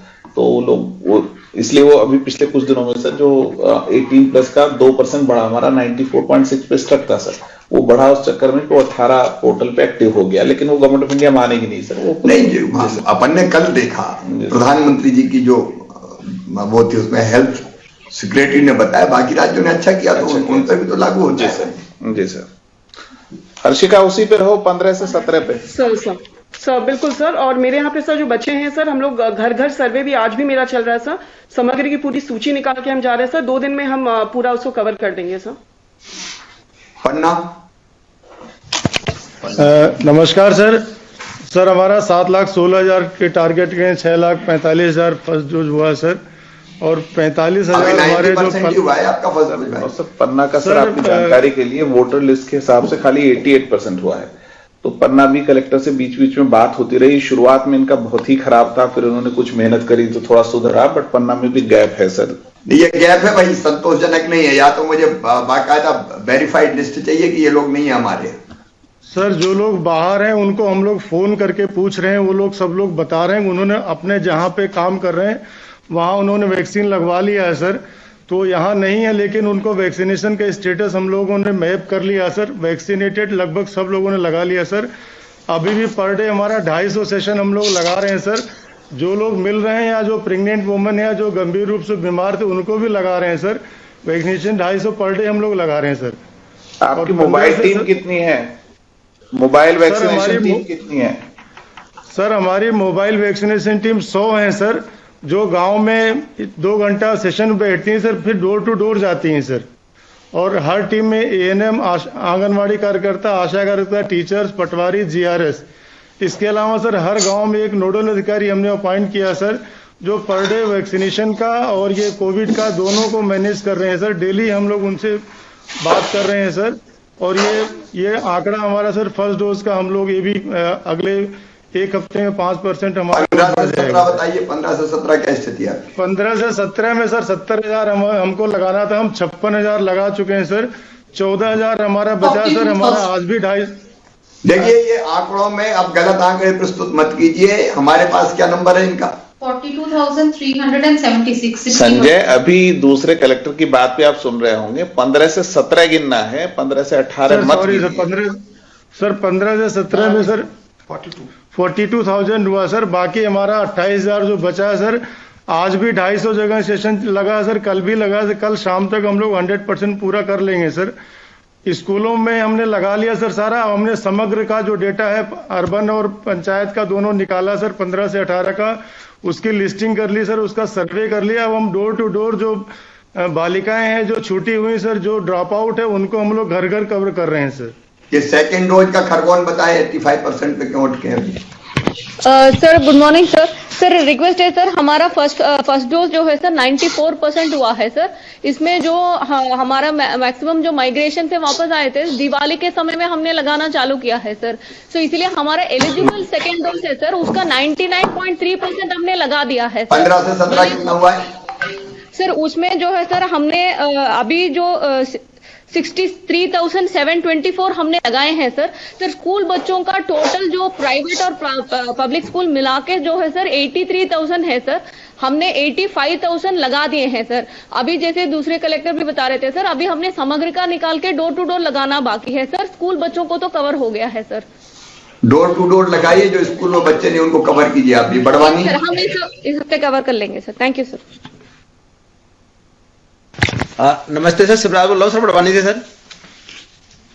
सर बड़वानी का मैं बता रहा हूँ सर, एक्चुअली इनका भी हमारे हिसाब से चैलेंजिंग है सर, क्योंकि इनका भी वोटर लिस्ट से खाली 86% हुआ है, अगर अपन वोटर लिस्ट को पकड़े। ये 86 ही बता रहे हैं जी सर। तो ये सेकंड डोज बता रहे हैं 86.1, हमारी फर्स्ट डोज ही हमारे हिसाब से वोटर लिस्ट से तो 86% है। और ये काम क्या हुआ बताएं कलेक्टर। इनका माइग्रेशन इशू बताते हैं सर ये कलेक्टर साहब बार बार। सर मेरे पार्टी में ही सर हमारा 40 शहर सर माइग्रेशन में सर हमारी पास पूरी लिस्ट है, और सर हमारा जो एलिजिबल का 98% है सर। कुछ लोग सर अभी सेकंड डोज के लिए ड्यू हैं सर, अभी जिनका अभी अवधि पूरी नहीं हुई सर 84 दिन की। तो ये हमारा वेरीफाइड लिस्ट चाहिए मुझे। और 15 से 17 क्या स्थिति है सर? 15 से 17 का सर एसएच में जो हमारा जो परसेंट है सर 57% दिखा रहे हैं। बेसिकली सर 15 से 17 का कोई डाटा ही नहीं है सर, इसका कोई लिस्ट 87,000 सर पूरा जो डाटा हमको मिला हुआ है। ये बाकी सब बिना डाटा के बोल रहे हैं क्या? नहीं सर, उसमें 15 से 18 का है सर, एक्चुअल में 87,000 का टारगेट मिला हुआ है। 15 से 17 का सर कोई डाटा ही नहीं है सर एक्चुअल में। कलेक्टर साहब, एसीएस सर रोज ग्रुप पे शेयर करते हैं, उसमें 15 से 17 अलग दिखाते हैं और 18 प्लस अलग दिखाते हैं और फिर जोड़ के पूरा बताते हैं। 50,000 हुआ है आपका? हाँ 50,000 हमारा हुआ है एक्चुअल में सर। ये 87,000 के टारगेट में ही हमने पकड़ा सर। हमारा वैसे 78% हो गया सर, 78% काफी कवर किया सर। 5-6 दिन से लगातार सर पूरी टीम को झोंका है मैंने सर इसमें। 15 से 17 के सर हमारे जितने बच्चे मिडिल स्कूल में सर मैंने चेक कराए थे, मिडिल स्कूल में सर बहुत बच्चे निकले, 7,000 बच्चे सर मिडिल स्कूल में ही निकले हैं सर ये। अब सर एक्चुअल में कोई इसका डाटा यदि मिल जाता तो सर मैं और चेक कर लूंगा, लेकिन सर 78% पहुंचा। मैं सर पहले 51 नंबर पे था सर, आज मैं 15 नंबर में आ गया हूँ। स्कूल के बाहर भी दिखवाए सर। स्कूल के बाद में सर मैंने घर घर पूरा चेक करा लिया सर मोहल्लों में। और सर हमारा जो 5-6 दिन से सर पूरी टीम ने पूरा जिले को छान मारा है। अब सर हमारा जो केवल सर थोड़ा सा डाटा बचा हुआ है उसको सर 2 दिन में ही हम कवर कर लेंगे सर उसको। ये इस तरफ विदिशा 49% क्यों है भाई? नमस्कार सर, उमाशंकर बोल रहा था सर। फिसड्डी क्यों हो भाई आप? सर बस मैं एक निवेदन करना चाहूंगा सर कि फर्स्ट डोज हमारा 97% है सर, सेकंड डोज में हमारा 94% है सर। इसमें हम निश्चित रूप से पीछे रह गए। इसमें हमारे प्राइवेट स्कूलों में थोड़ा काम कम हुआ। 3 आज हमने प्राइवेट स्कूलों में ताले लगाए हैं सर। हमने डोर टू डोर सर्वे के लिए टीम बना ली है सर। हम इसको 2 दिन में सर बहुत पीछे हो भाई। ये मैं अप्रसन्नता प्रकट कर रहा हूँ, 49.8% ही हुआ है सर। हम इसको बिल्कुल सर 2 दिन में, 2 से 3 दिन में हम इसको पूरा कर लेंगे सर। ग्वालियर 51% ही हुआ है सर नमस्कार सर। इसमें सर मैंने बैठ के सर ये निवेदन था, खुद ही एक्सरसाइज की थी सर 614 स्कूलों में सर। केवल सर हमारे सर जो है मैं इससे संतुष्ट नहीं हूँ, मैं बिल्कुल संतुष्ट नहीं हूँ। 51.1% क्या होता है सर? मैं सर 13,000 केवल बच्चे हैं सर, हम उनको पूरा लगा देंगे सर। बच्चे नहीं मिल रहे हैं सर, समग्र डेटा से भी मिला लिया सर, एक स्कूल से सर हमने मिला लिया सर। 7,000 वेरीफाइड करके सूची चाहिए मुझे सर। मैं सूची भेज दूंगा, एक स्कूल की है सर, बच्चे नहीं है सर, इसलिए सर गलत कमिटमेंट हो जाएगा कि सर 51% ही मिल रहा है सर। आप 13,000 और सर मिल पाएंगे सर। बस मैंने एसीएस सर को फोन पे परसों किया था सर। स्कूल के बाहर देखो, स्कूल के बाहर भी बच्चे होंगे सर। मैं एक बार और सर डोर टू डोर करा लूंगा सर, सर लेकिन पूरा सर बच्चे सर है नहीं सर, ये रिक्वेस्ट थी सर। उज्जैन नमस्कार सर। सर जो हमारा स्कूलों का आंकड़ा है सर, उसमें 22,000 हमारे बच्चे बचे हैं सर। आज और कल में हम लोगों ने प्लान किया है, ये वाले तो हम लोग 100% कराएंगे ही। इसके अलावा सर जैसा कि स्कूल से बाहर के हमारे बच्चे हैं कुछ कॉलेजेस में और दूसरी जगहों पे भी हम लोग कैंप लगा रहे हैं सर। हम कोशिश करेंगे सर 2-3 दिनों के अंदर 100% करा लेंगे सर। सुनिश्चित करना है, 17 को जवाब देना पड़ेगा। झाबुआ नमस्कार सर। सर 15 से 17 में हमारे सर अगर पोर्टल के आधार पे सर हमने पूरी सूची भी निकाल ली है और सभी सर 2-2 टीम हमने वेरिफिकेशन के लिए भी बना दी है। सर पोर्टल के आधार पे केवल सर 40,620 है, जिसको सर हमने अचीव कर लिया है। इसमें शासकीय और प्राइवेट दोनों हैं। सर बस रिक्वेस्ट ये थी कि जो साला त्यागी बच्चे हैं उनके लिए सर हमने डोर टू डोर सर्वे के लिए टीम कल से बना के कल से मोबिलाइज भी कर दी है और सर वेरीफाइड लिस्ट भी हम सर बना देंगे सर। मैक्सिमम अब केवल 1100 से 1200 टीके और लग पाएंगे, बच्चे हमारे इतने ही मिल रहे हैं। कल सर लेट नाइट भी हम प्राचार्यों के साथ 51% के बाद 1100-1200 मिलेंगे। पक्का बाहर होंगे सर, स्कूलों से बाहर बच्चे होंगे। तो ये स्कूल के बाहर देखो गांव में जी सर, उसी के लिए सर गांव के लिए हमने सर पंचायत की एक अलग टीम बनाई है और महिला बाल विकास और हेल्थ की अलग टीम बनाई है। स्कूल में एडमिशन है और स्कूल आ रहे हैं वही नहीं है भाई, बच्चों का मतलब इस एज ग्रुप के स्कूल में नहीं है, वो बच्चे भी हैं। जी सर, साला त्यागी बच्चों को ही सर लगभग 8 से 9 हजार उनका सर डाटा बैठ रहा है, उन्हीं के लिए सर हम door to door survey team बना दिए हैं सर। तो आज और कल परसों तक सर 3 दिन हम एक विशेष अभियान चला रहे हैं। तो जिला स्तर से लेकर सर सभी अधिकारी हम लोग फील्ड में ही हैं सर। तो बट सर ये है कि जो माइग्रेटेड फैमिली के साथ बच्चे गए हैं तो इसलिए सर गाँव में और मिल नहीं रहे हैं बच्चे। बाकी सर एनरोल्ड बच्चों को सर लगभग सूची चाहिए माइग्रेटेड फैमिली के साथ जो बच्चे गए हैं। जी सर, वो सूची भी सर हम रेडी कर रहे हैं सर। और उनको फिर वो जहाँ है वहां लगवाएंगे, वहां बात करेंगे हम। जी सर, क्योंकि सर फर्स्ट में सर हमने जिले में 100% भी कर लिया है टारगेट, और सेकंड में भी जो है सर हमने 92 स्टेट एवरेज के बराबर आ गए हैं। और बूस्टर डोज में भी अब मैं 17 को इस पर टीकाकरण पर बात करूंगा, तब तक बाकी तैयारी करें। ये टीकाकरण डोज की भी स्थिति हमारे सामने है और ऊपर भी जो जिले हैं वहां भी जो कसर रह गई वो कसर पूरी करें।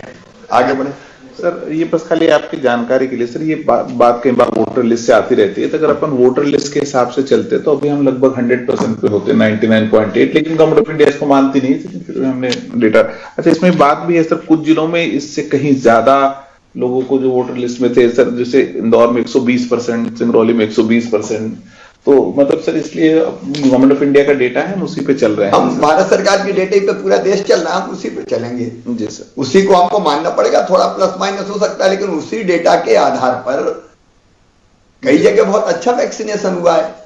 अब ये देखो, ये बिल्कुल जनरल कारण होता है कि मिल नहीं रहे, है ही नहीं, बाहर है।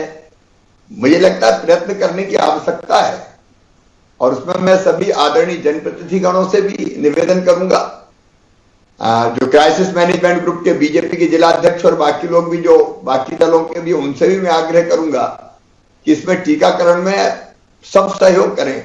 और कलेक्टर से मेरा कहना है डिसेंट्रलाइजेशन ही मूल मंत्र है। ये जिले से नहीं हो सकती, तो गांव में करना पड़ेगा क्राइसिस मैनेजमेंट कमेटी को सक्रिय करके। आज अपन ने पंचायत नहीं जोड़ी ना, आज तो केवल जिले की क्राइसिस मैनेजमेंट कमेटी जोड़ी है। पंचायत भी जुड़ी, लेकिन उनके पास लिंक है सर, वो बात नहीं कर पाए, वो हमारी बात केवल सुन पा रहे थे। मैं सारी जो पंचायत की क्राइसिस मैनेजमेंट कमेटीज है उनसे निवेदन कर रहा हूं कि भाई आप अपने गांव में देखिए कौन बिना टीके के रह गया। यही सुरक्षा सबसे बड़ी है, पूरी दुनिया ये कह रही है। इसलिए फर्स्ट डोज में रह गए हों, सेकेंड डोज में रह गए हों, 15 से लेकर 17 साल के बच्चों में रह गए हों, और हमारे बुजुर्ग जिनको दूसरी तरह की बीमारी भी 60 साल से ऊपर की उम्र के या फ्रंट लाइन वर्कर तो खैर अवेयर हैं। ये हमारा सबसे प्रमुख अभियान है, इसमें हम सबको लगना है। 17 तारीख को मैं कलेक्टर से फिर बात करूंगा। आज 14 है, आज काम चल रहा है, 15 और 16 दिन और है, 15 और 16 का दिन और है। अभी कुछ और चर्चा करना है भाई सर, आगे चलें। ये पहले मैं मेरा काम पूरा करूंगा, नहीं तो ये तो रिकॉर्ड करके फिर चला जाएगा। आगे चलिए सर। आपने कहा था कि थोड़ा हमने जो सेकेंड लेयर की तैयारी के टाइम इंफ्रास्ट्रक्चर क्रिएट करना चाहता, उसकी हम थर्ड लेयर की जो स्थिति वो भी बताएंगे सर। तो 68,000 बिस्तर हमने तैयार किए हुए हैं सर। अभी देखते हैं, आगे चलना जरा सर। ये खाली जिलों के संज्ञान के लिए जो हमने पहले सैंक्शन किए थे, जिनको हम उम्मीद कर रहे थे कि दिसंबर तक हम पूरा कर लेंगे, ज्यादातर जगह काम पूरे हो गए। जहां बचे हुए हैं ये मैंने लिस्ट किए हुए हैं। जैसे रायसेन जिले में बरेली और मंडीदीप 2 जगह 10 बिस्तर का एचडीयू वार्ड अभी भी अक्रियाशील है, पूरा चालू नहीं हुआ है। बड़वानी में डिस्ट्रिक्ट हॉस्पिटल में 26 बिस्तर अक्रियाशील हैं। बालाघाट में 15 बिस्तर अक्रियाशील हैं। अक्रियाशील का मतलब तो सर जो अभी काम पूरे हो गए, नहीं काम पूरा ही नहीं हुआ। अक्रियाशील का क्या मतलब? हाँ सर, मतलब सर या तो उसमें सिविल का काम नहीं पूरा हुआ या इक्विपमेंट नहीं हुए, मतलब वो यूज में नहीं हो पाए हैं सर। वैसे ज्यादातर हमने, जैसे मैंने कहा पिछले वाली स्लाइड एक सेकंड वापस लाना सर, ये हमने चालू कर लिए। 6080 बिस्तर जैसे हमने शासकीय अस्पतालों में एचडीयू के चालू किए, पीआईसीयू के 890 चालू किए। लेकिन उसके बाद ये कुछ बिस्तर ऐसे हैं सर, ये जो बचे हुए हैं, मुश्किल से 400 बिस्तर होंगे जो हमने उस टाइम पे टेकअप करना चाहा था। तो जिलोवार में खाली ये लिस्ट डालने वाले ग्रुप पे, ये लिस्ट आपके सामने है, सबको क्रियाशील करना है। और कलेक्टर कॉन्फ्रेंस में ये विषय रखो, कहां कितना काम पूरा हुआ है, कहां कितना काम पूरा नहीं हुआ। जी सर, ये हम क्रियाशील वाले जिले देख लें अपने अपने। अगली स्लाइड। इसमें क्या छोटा मोटा काम बचा होगा? मतलब बहुत ये काम ही 10-10 बिस्तर के थे, कोई नई सिविल बिल्डिंग नहीं थी सर। एग्जिस्टिंग वार्ड को ठीक करके एसडीयू लायक बिस्तर पलंग लगा के ये कंप्लीट कीजिए, सब पूरी सूची सामने है। जिला अस्पतालों में भी ये इसी तरह से हमने कुछ दिए हुए थे, जिसमें छोटे मोटे काम होंगे जिनको आपको पूरा करा के चालू कराना होगा। मैं कलेक्टर से भी कहना चाहता हूं स्वास्थ्य समिति की बैठक में इस पर समीक्षा कर लें और कोई जो चीज बची हुई है उसको रिजॉल्व कर लें ताकि चालू हो जाए। सर ऐसे ही जो पीएसए प्लान थे बाकी आपकी जानकारी में है जो पूरे हो गए। सर कल भारत सरकार की बैठक में आया था कि हमारे 10 से ज्यादा कुल 14 प्लांट ऐसे हैं सर जो अभी भी ऑपरेशनल नहीं है पीएसए प्लांट सर।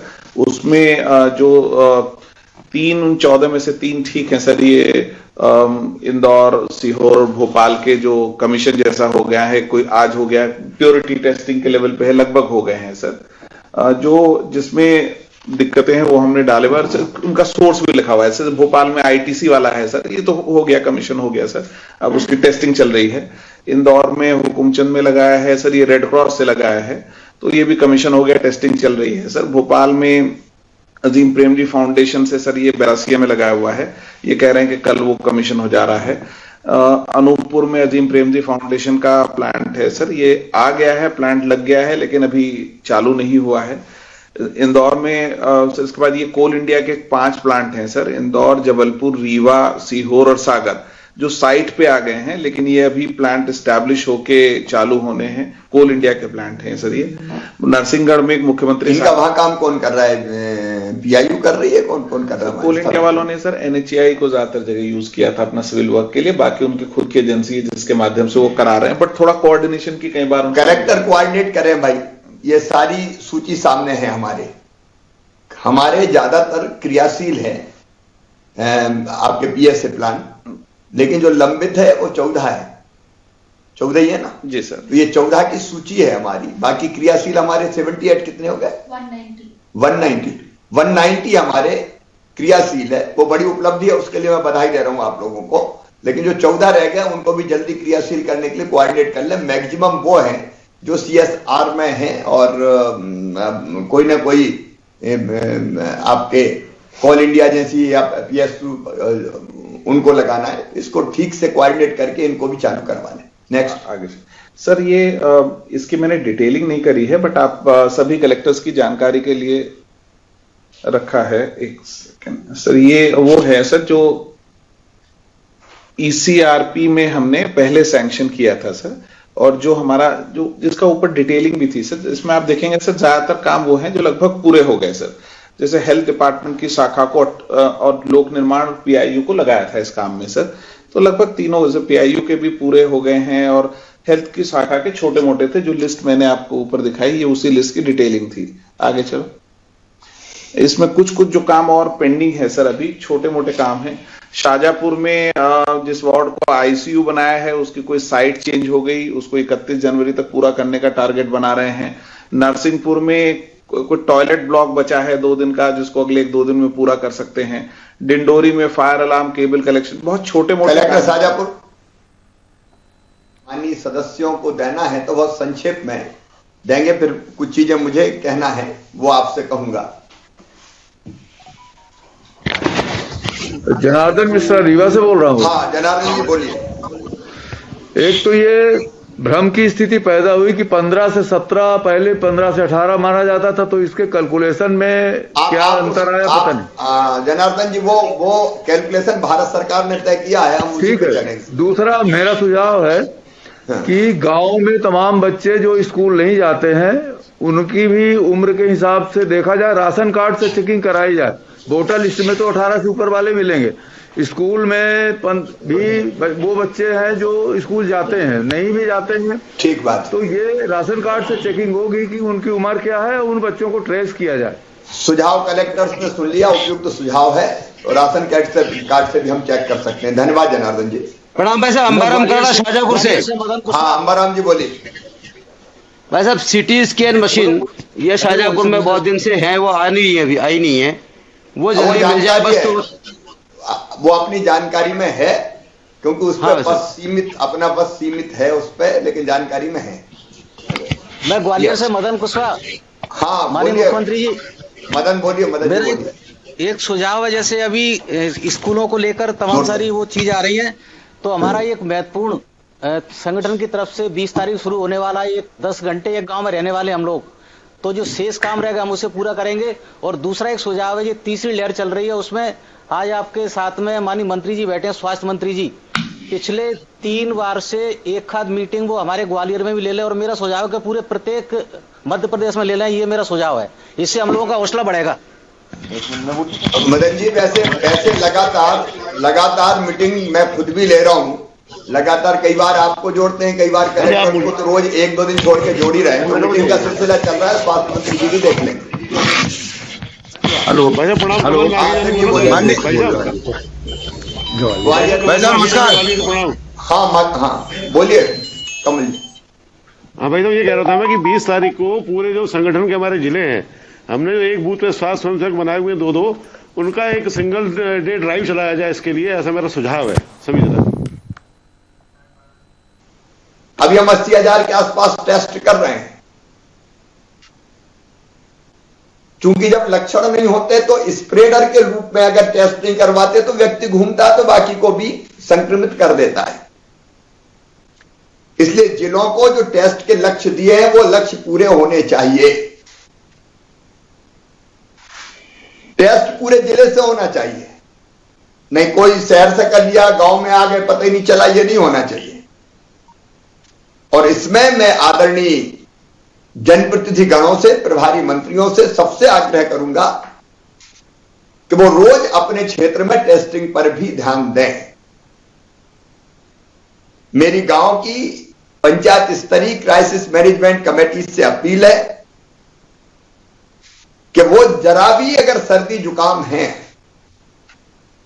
तो अपने गांव में जिनको है उनका टेस्ट जरूर करने की प्रेरणा दें, टेस्ट करवाएं। सैंपल देने में कोई मना ना करे तो सैंपल जरूर दें ताकि टेस्ट हो सके। दूसरी मेरी सारी पंचायत स्तरीय क्राइसिस मैनेजमेंट कमेटी से अपील है कि टीकाकरण से कोई ना छूटे।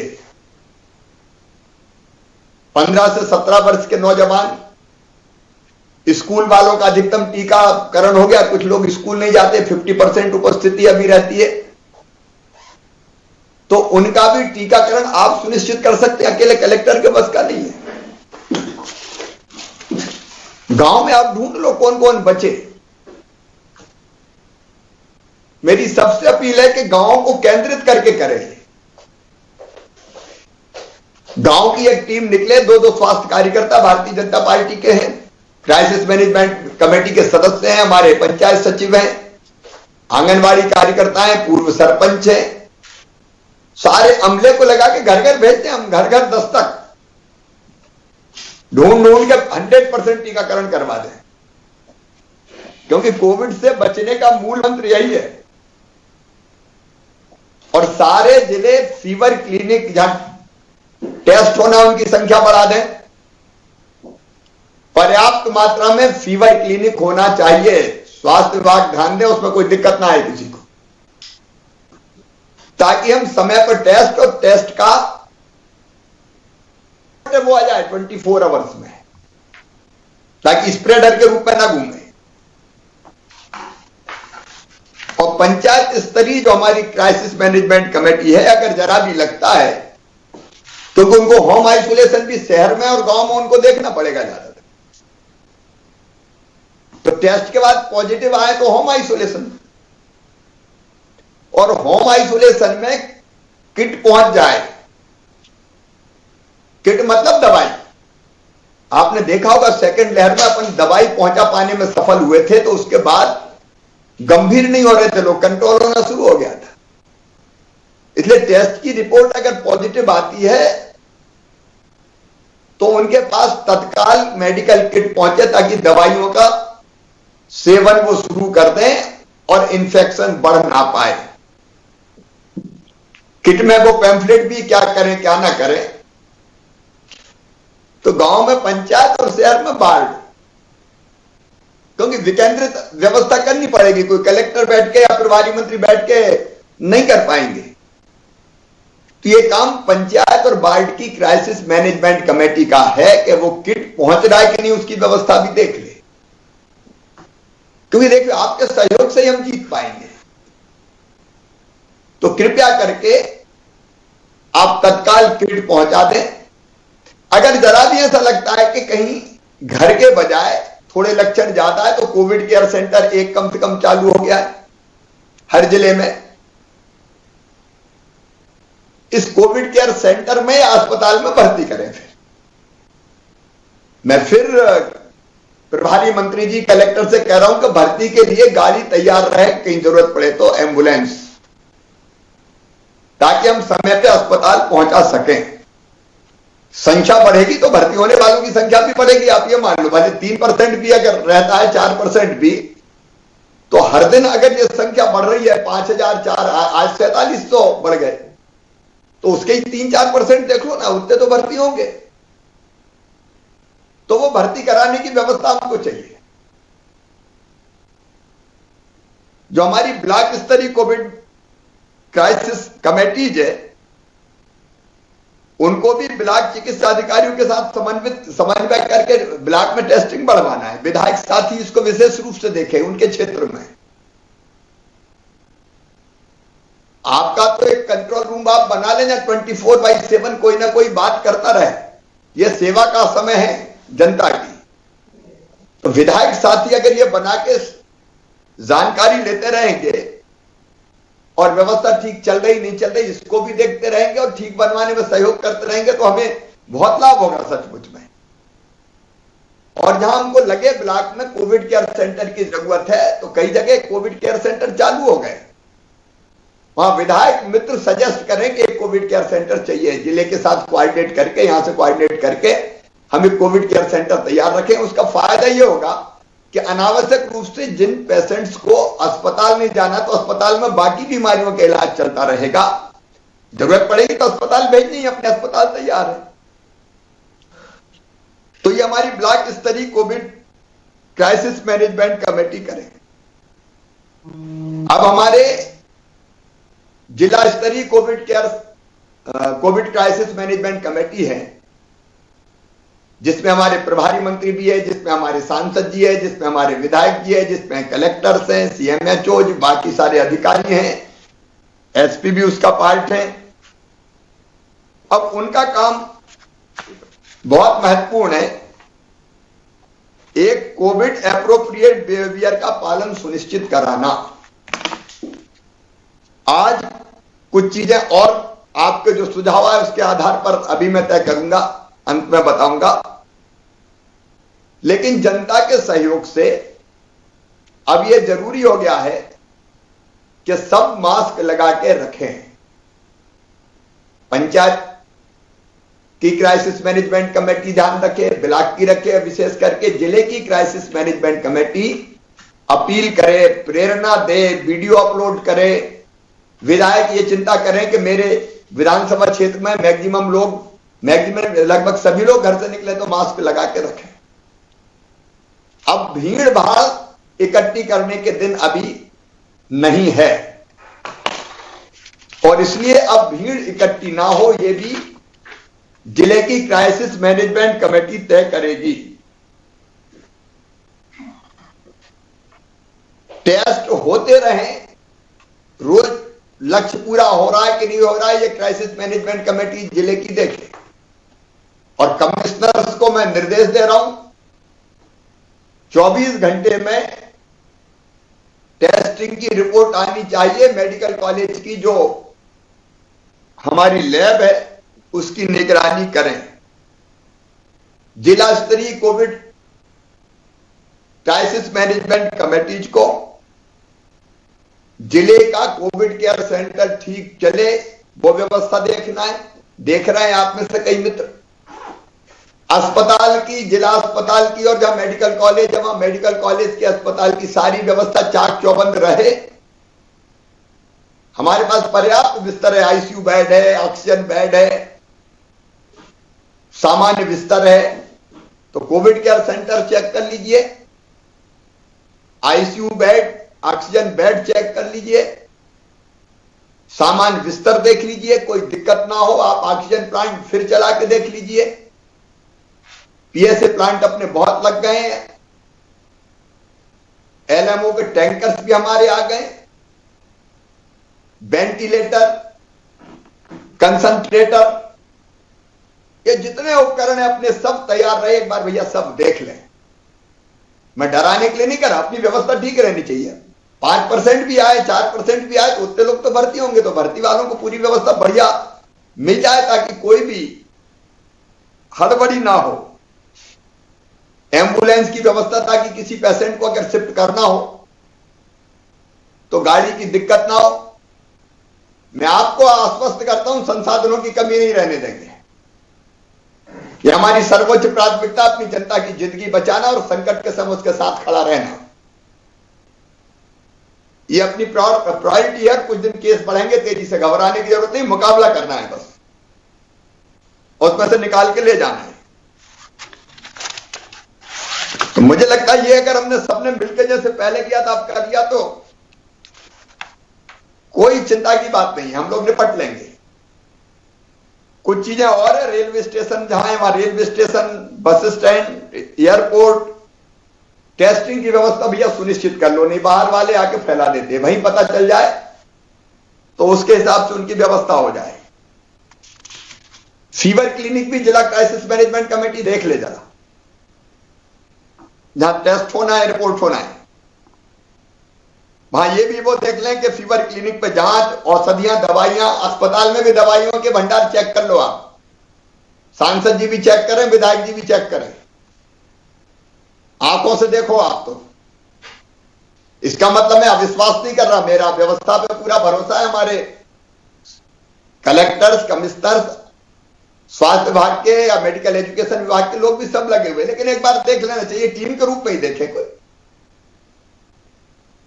तो टीम के रूप में आप ये सब चीजें देख लें।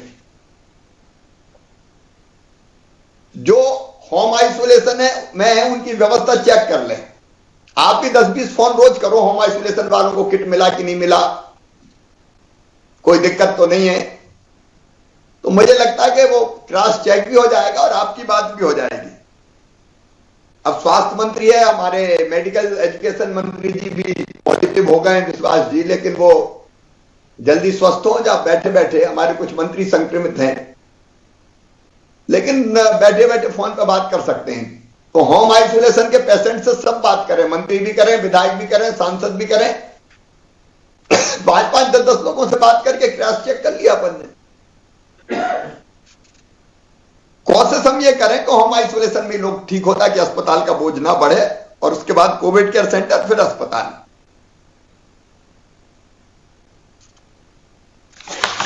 मित्रों,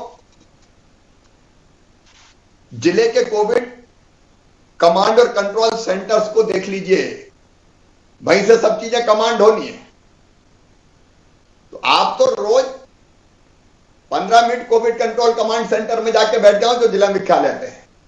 जिला मुख्यालय के विधायक जी, सांसद जी, प्रभारी मंत्री जब जाएं तो चेक करके, क्योंकि वहीं से हम सब चीजें कंट्रोल करते हैं। होम आइसोलेशन वालों की व्यवस्था हो, टेली कंसल्टेशन हो रहा है कि नहीं हो रहा है, डॉक्टर पूछे, उसकी निगरानी, जरूरत पड़े तो डीसीएच में रेफर करने की व्यवस्था, इसको आप देख लीजिए। रोज आपके पास जानकारी रहनी चाहिए कि जिलों में आइसोलेशन, ऑक्सीजन और आईसीयू एचडीयू बेड कितने हैं और बच्चों के बेड कितने रिक्त है रोज, और ये अपलोड हो, जनता की जानकारी में रहे कि इतने बिस्तर है, इतने खाली है। ये व्यवस्था मिलकर वहां बना लें। फिर जिलों को मैं कह रहा हूं, कलेक्टर्स विशेष रूप से ध्यान रखेंगे। भारत शासन के पोर्टल पर S3, जो पोर्टल S3 है, उस पर सभी जानकारी चाहिए समय सीमा में, और हर रोज अपडेट करें उसको। फिर निजी चिकित्सालयों की बात पहले हो गई थी। कोविड, मुख्यमंत्री कोविड उपचार योजना के अंतर्गत इनको अनुबंधित करके रखना है, और अनुबंधित करके और रेट कैपिंग भी कर ले, कोई लूटा लाटी ना करे जनता से। अगर जाता है तो ठीक ठाक रेट को उपचार होना चाहिए, जो हमने पैकेज तय किया है। आखिर जनता की सुविधा के लिए पैसे हम देंगे, लेकिन जो पैकेज है उससे ज्यादा पैसे ना ले। भाई ये भी देख लें कि नहीं तो भर्ती कर लिया और ऑक्सीजन ही नहीं, और बाद में फिर ट्वीट करें कि आधा घंटा की बची, 1 घंटा की बची। वो अव्यवस्था नहीं होनी चाहिए।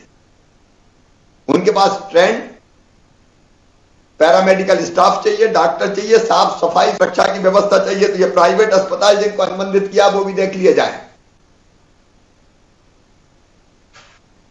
ऑक्सीजन सिलेंडर भरे रहें, एलएमओ भरे रहें, उसकी चिंता कर लें। दवाई 1 महीने की चाहिए, 1 महीने का स्टॉक देख लें, कम से कम 1 महीने का स्टॉक, इंजेक्शन से लेकर बाकी दवाइयां तक, ताकि हम जरूरत पड़े तो कोई दिक्कत ना आने दें किसी को। मित्रों, अगर हमने ये चीजें कर ली, टेस्ट, उसके बाद होम कॉन्टैक्ट ट्रेसिंग, पॉजिटिव आए तो होम आइसोलेशन, किट का वितरण, एम्बुलेंस, जरूरत पड़े तो कोविड केयर सेंटर में भर्ती, अस्पताल में भर्ती, ऑक्सीजन की व्यवस्था, दवाइयों की व्यवस्था और टीकाकरण और कोविड एप्रोप्रिएट बिहेवियर, तो मुझे लगता है कि हम तीसरी लहर से अपनी जनता को सुरक्षित निकाल के ले जाएंगे। वर्तमान जो परिस्थितियां उनको देखते हुए,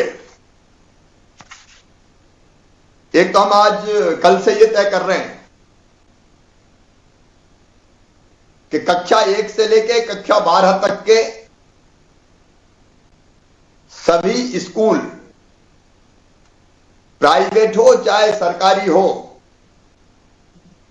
31 जनवरी तक अभी बंद रहेंगे। इन परिस्थितियों में 50% क्षमता पे हम स्कूल चला रहे थे, लेकिन इस समय जो सुझाव आए हैं और लगता है कि ये उपयुक्त होगा कि अभी हम फिलहाल 31 जनवरी तक बंद करें, फिर परिस्थितियां हम देखेंगे, उन परिस्थितियों के हिसाब से फिर आगे हम फैसला करेंगे। तो कल 15 जनवरी से 31 जनवरी तक हमारे स्कूल बंद रहेंगे और इसी प्रकार सभी प्रकार के मेले,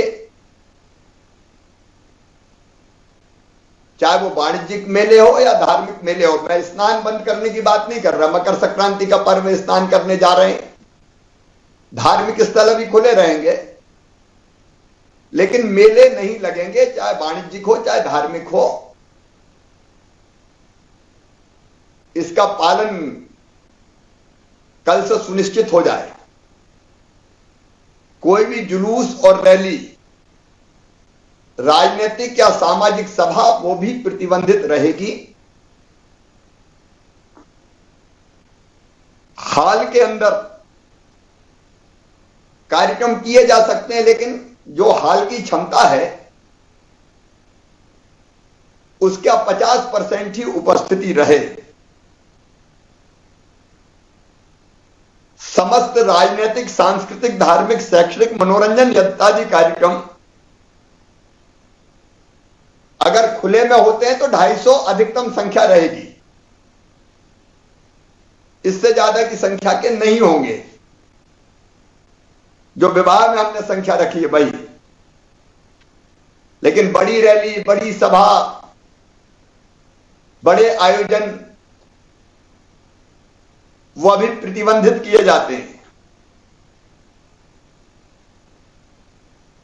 सभी प्रकार की खेल गतिविधियां स्टेडियम की 50% क्षमता के हिसाब से बिना दर्शकों के, दर्शकों की भीड़ नहीं चाहिए, लागू रहेगा। पहले जो प्रतिबंध हमने लगाए,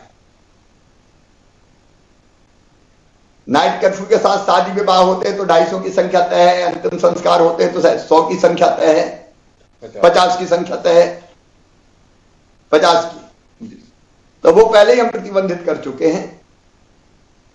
लेकिन हमारी कोशिश है कि आर्थिक गतिविधियां ना रुके, लोगों का काम धंधा बिजनेस व्यापार चलता रहे, नहीं तो गरीब को बहुत भुगतना पड़ता है।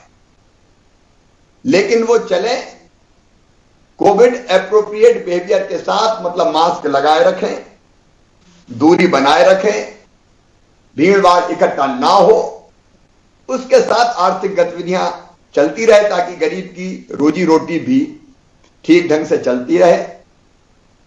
मैं रोज कोविड की समीक्षा कर रहा हूं, स्वास्थ्य मंत्री जी भी, चिकित्सा शिक्षा मंत्री जी भी लगातार करते हैं।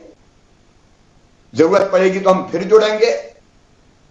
लेकिन मैं आप सभी क्राइसिस मैनेजमेंट कमेटी के माननीय सदस्यों से प्रार्थना करता हूं, आपके सक्रिय सहयोग की आवश्यकता है। आपने पहले भी जी जान से सहयोग किया, उसी के कारण हम कोविड की दूसरी लहर के भयानकता के बाद भी निपट पाए। और आप सबके सहयोग से पंचायत स्तरीय क्राइसिस मैनेजमेंट कमेटी, ब्लॉक स्तरीय क्राइसिस मैनेजमेंट कमेटी और जिला स्तरीय क्राइसिस मैनेजमेंट कमेटी के सहयोग से हम फिर कोविड को हराएंगे। कोविड हारेगा, मानवता जीतेगी। लेकिन सजग और सतर्क रह के अपना कर्तव्य निभाते हुए हम कोविड को परास्त करें। एक बार फिर मकर संक्रांति की आप सबको बहुत बहुत शुभकामनाएं। धन्यवाद।